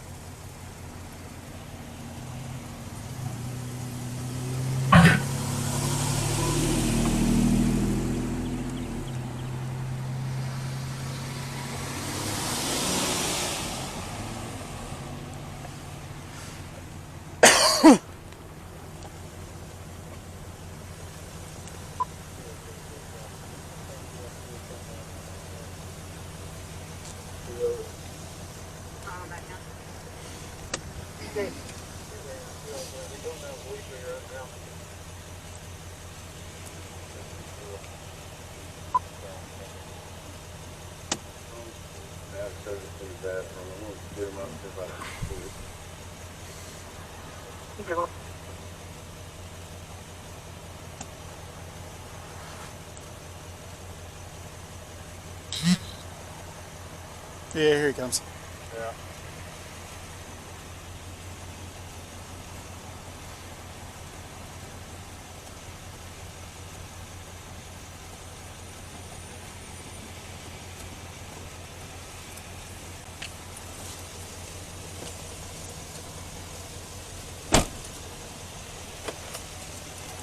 .236 dispatch. Show GSP 23.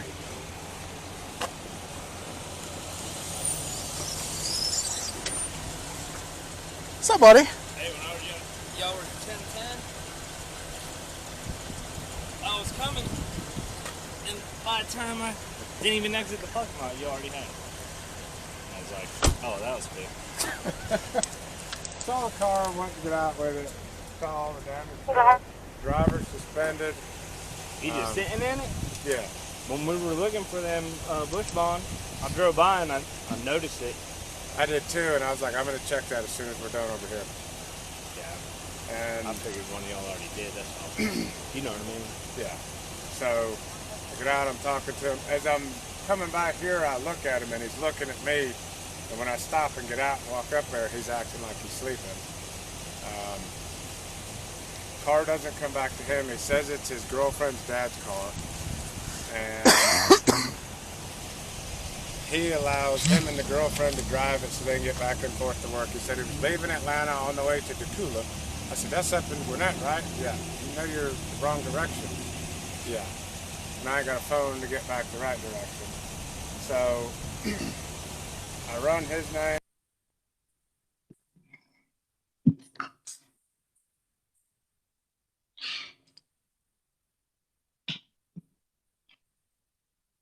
I was getting him out to detain him for that.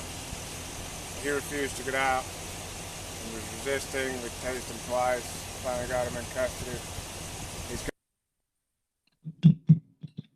And he said in the back of his car smells like alcohol. And then he also said this matches the description and the damage of the other car. I ran it on Flock and at 805 it's southbound out of Hampton with no damage. Oh yeah, then that's on 3. Yeah. Yeah. Because I want to say. Because we thought originally it would have been that Dodge Avenger, because that was the only thing that was close to what the guy was saying based on the pictures. Yeah. And when I looked on Flock, It had that damage before. And it did not hit the one there at Malir Road. On 3. Old Atlanta? Yeah. No, it didn't hit either one of those because there's one southbound on North Expressway right there by the Dollar General at Malir. Oh. But it didn't hit that one, which if he was going faster, it wouldn't have hit. Or if he was in the outside lane in another vehicle, it wouldn't have hit. Yeah. There's one on 3? Yes. Well, I need to go because I might have it wrong. Yeah, there's one on 3 just south by like 100 yards maybe, south of Malir Road going southbound. But it didn't hit that one. It did hit the one in Hampton at 805. And there was no damage. Your car smells like alcohol right now? oh yeah, my windows are cracked because it made my entire car reek of it. He was in the driver's seat? Oh Yep. yeah, he's in the driver's seat sitting on the key. And he told me he was driving.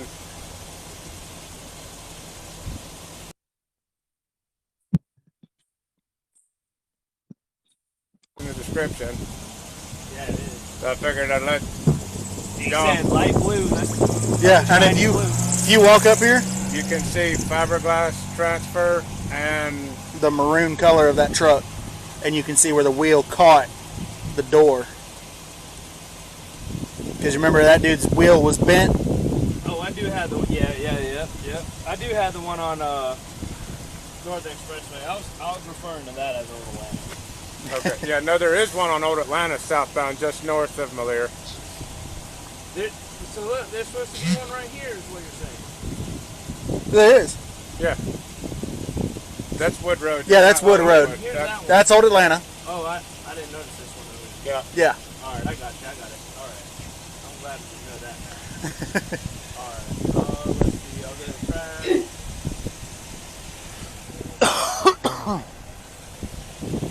It can't stay here, so if you need to tow it for your accident, cool. If not, I gotta tow it anyhow. Oh no, I'll tow it. I got it. Okay. And he told me he hit something, he don't know where or what. What time did it hit that camera? 8:05. Georgia 3. Hang on, I'll get you the exact thing. No. He's saying this one hit the Hampton one. Oh, that's right. It didn't hit the Moliere one. Yeah, it hit the Hampton Road. What is it? Georgia 3 Hampton Road? Hold on. He's going to get you the exact one. Hold on just a second.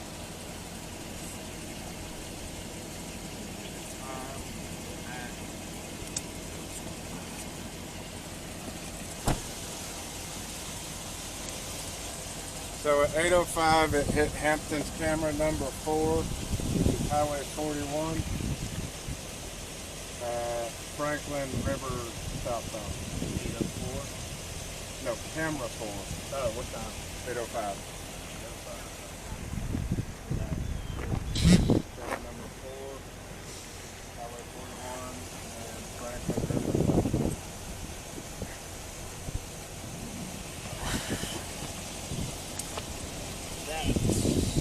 Right now, this tag.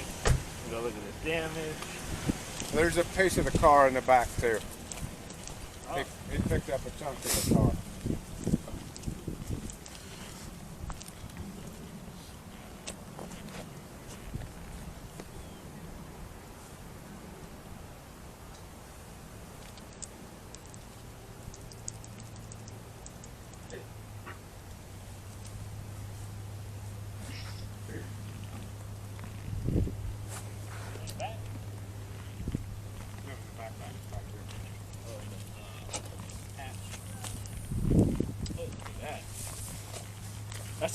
That's what I was saying too, because that truck's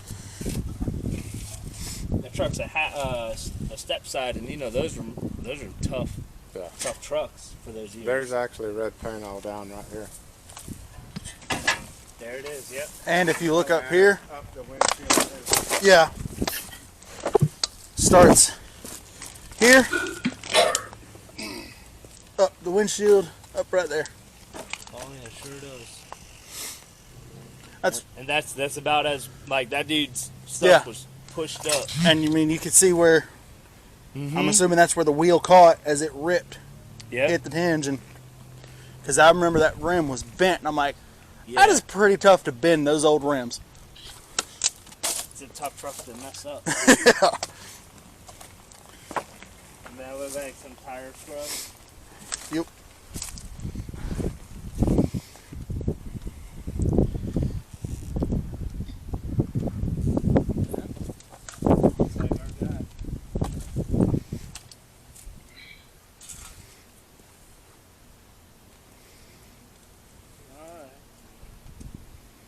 See what he's got to say. If he'll talk to you. Get a He has not been Red Miranda.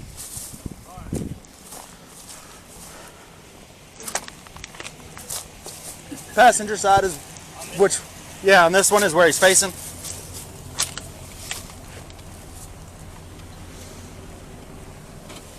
There you go.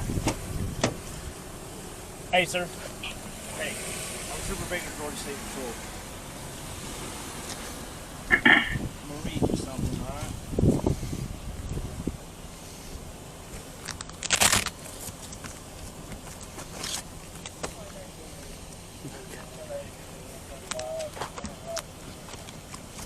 What about using your Miranda rights, right? Your Miranda rights.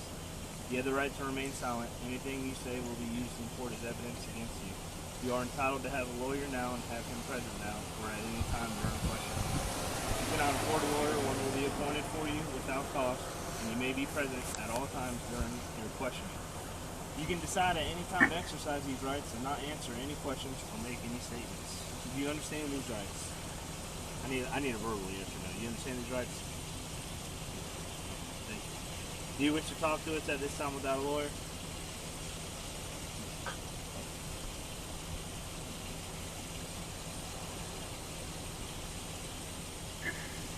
Alright, so I know you don't want to talk to me and all that stuff, but what I'm about to read you now is Georgia implied consent. Alright? So, when I get done reading you this is not Miranda. Alright, I'm reading you Miranda. Now I'm reading your Georgia implied consent. When we're done reading the Georgia implied consent, I need a yes or a no, okay? So this is implied consent notice for suspects age 21 or over. How old are you? So you're over the age of 21. So that the reason I ask that is because I want to make sure I'm reading the right one. The state of Georgia has conditioned your privilege to drive upon the highways of the state. Upon your submission, the state administers chemical tests of your blood, breath, urine, or other bodily substances for the purpose of determining if you are under the influence of alcohol or drugs. If you refuse this testing, your Georgia driver's license or privilege to drive on the highways of the state will be suspended for a minimum period of 1 year. Your refusal to submit to blood or urine testing may be offered into evidence against you at trial. If you submit to testing and the results indicate an alcohol concentration of 0.08 grams or more, your Georgia driver's license or privilege to drive on the highways of the state may be suspended for a minimum period of 1 year. After first submitting the requested state test, you are entitled to additional chemical tests of your blood, breath, urine, or other bodily substances at your own expense. You can qualify personnel of your own choosing. Will you submit to the state administered chemical test of your blood? You guys speak up. Okay. Alright. Alright, just sit tight, we'll figure out what's gonna happen there in a minute, alright?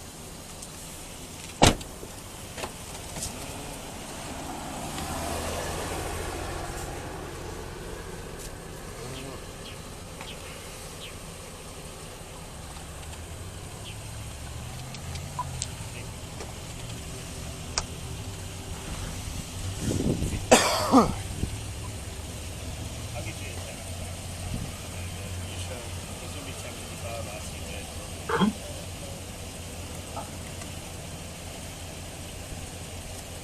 What time would you say y'all? 0 minutes plus, I guess.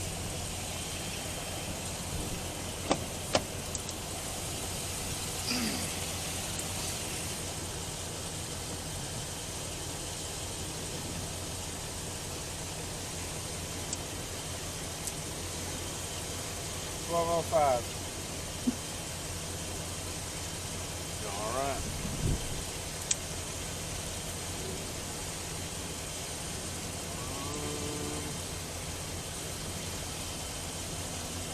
No, I mean, it don't matter to me. I just got to print out a bunch of stuff for him now. You got his LLM? He ain't had it on him? No, he said he thinks it might be in the trunk, but he wasn't sure. Okay. 054 054 036 036 178. 178. All right. 054 036 178.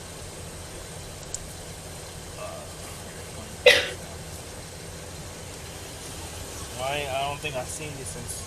So congratulations to you. Thank you, sir. I'll put LT STRO 2K. You That's 2 rock. What's your badge number?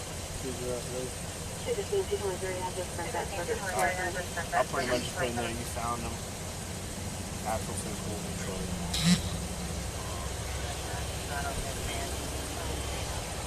What y'all want to do? I'm getting it for 2 counts of obstruction and driving on suspension. Okay, you'll do the suspended? Yeah. Unless you want it for yours because you're just driving, you got him. When I got him, he was getting control of the vehicle. I get what you're saying. I'll do the suspended then. Okay. And I'll just reference you to him being physical control. I'm gonna do him for 1055 anyways. Alright. Then yeah. I'll take the receipt traffic. When it comes to the obstruction, y'all gotta do warrants? Yeah. Y'all wanna take him down there or what? You want me to take him? I'll transport. No, we'll take it. You'll take Yeah, him? he's already in my car. We'll transport. Yeah, we've got to do paperwork for the use of force automatic on photographs and stuff, so yeah. I got it down there. And drop his stuff off later then. I'm gonna get a record here. Alright. I appreciate it. Yeah, bud. Y'all and Griffin was the last one on Thanksgiving. Poor 18-year-old girl driving up 3, hit and run. And then they found him not too long at the gas station, drunk as could be. If the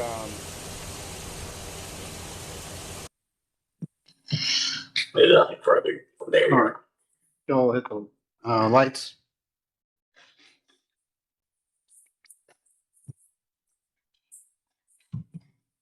All right, you may resume your questioning.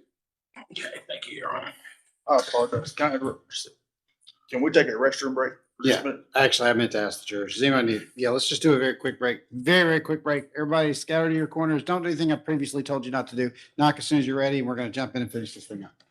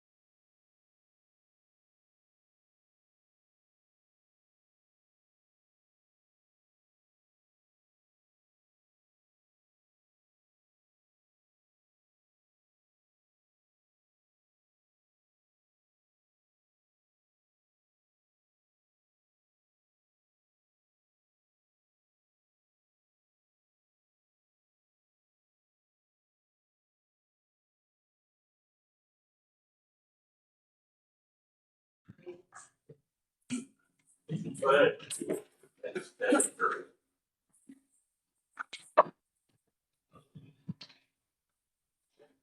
you don't gotta see. All right, you may resume your questioning. Okay, so we're back on record. Deputy Sheriff Carr. Uh, After watching the video, let me just clean up a few things here. Did you ever search the defendant's vehicle? No, sir. I never actually fully searched the vehicle. What did you see in the vehicle's trunk? Yes, Okay, what did you see in there? the front fender piece that was damaged appeared to have been placed in the trunk. Okay. And the actions with the actions you took, are they in accord with the Spalding County Sheriff's Office use of force policy? Yes, sir. Okay. And did you notice if there was, again, after watching the video here, was there any evidence such as fiberglass transfer that you observed in, on, or around the damage to the blue passenger vehicle that the defendant was driving? Yes, sir. Okay, so what exactly did you see?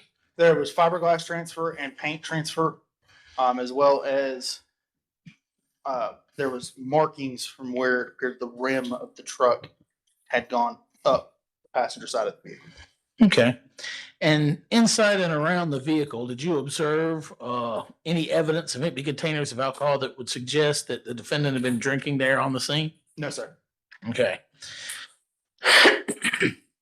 And based upon your knowledge being there, did you yourself give lawful commands for the defendant to exit the vehicle? Yes, sir. Okay. And were you in the lawful discharge of your official duties? Yes, sir. Okay. And what were those duties at that time? We were trying to get him out of the vehicle due to information that was given to us through GCIC returns. Okay. And how did he obstruct or hinder you? Refused to get out of the vehicle after being given multiple commands. Okay. And he knowingly and willfully did that? Yes, sir. And do you know that because you did give lawful commands? Yes, sir. And that he did not comply? Yes, sir. That's all I have, Your Honor. All right. Mr. White, floor is yours.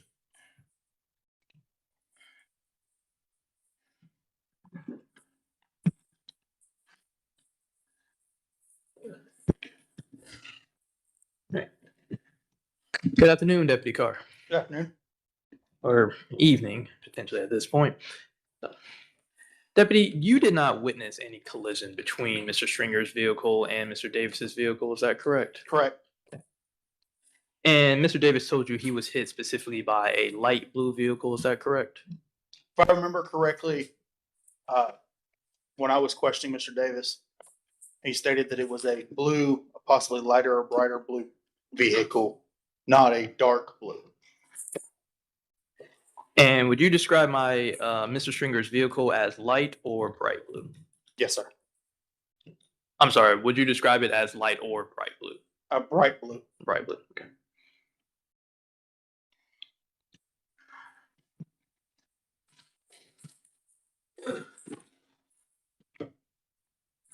Prior to you and Lieutenant Strzok restraining Mr. Stringer, was he being belligerent in any way? No, sir. Was he yelling at you? No, sir. Was he making any aggressive moves? Can you define an aggressive move? Did he appear that he was trying to attack you in any way? No, sir. Okay. And did he fully comply with answering all the questions you asked of him? He answered the way that he wanted to answer, and wouldn't really give any full information But did he give you answers to the questions you asked? for the most part.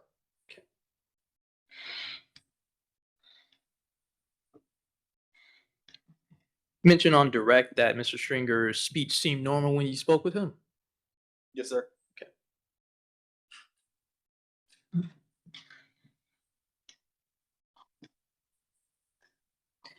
And going back to the alleged obstruction, would you agree that being yelled at and pulled by officers is a confusing experience? No, sir. You would say that that's confusing, being yelled at and trying to be forcefully pulled out of a vehicle? No, sir. I believe that would be pretty clear as to what the intention would be. Would you agree that that is a stressful experience? I haven't been in that situation, client. I cannot speak on that.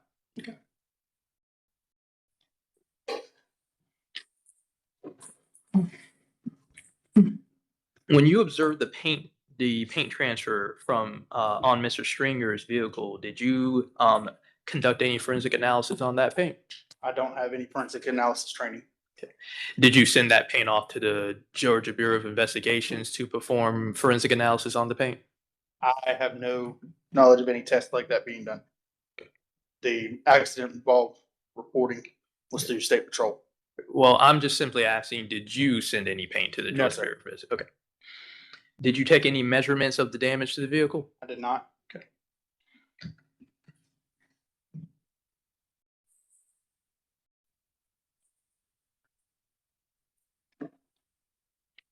Okay. I have no further questions at this time, Your Honor. All right. Redirect.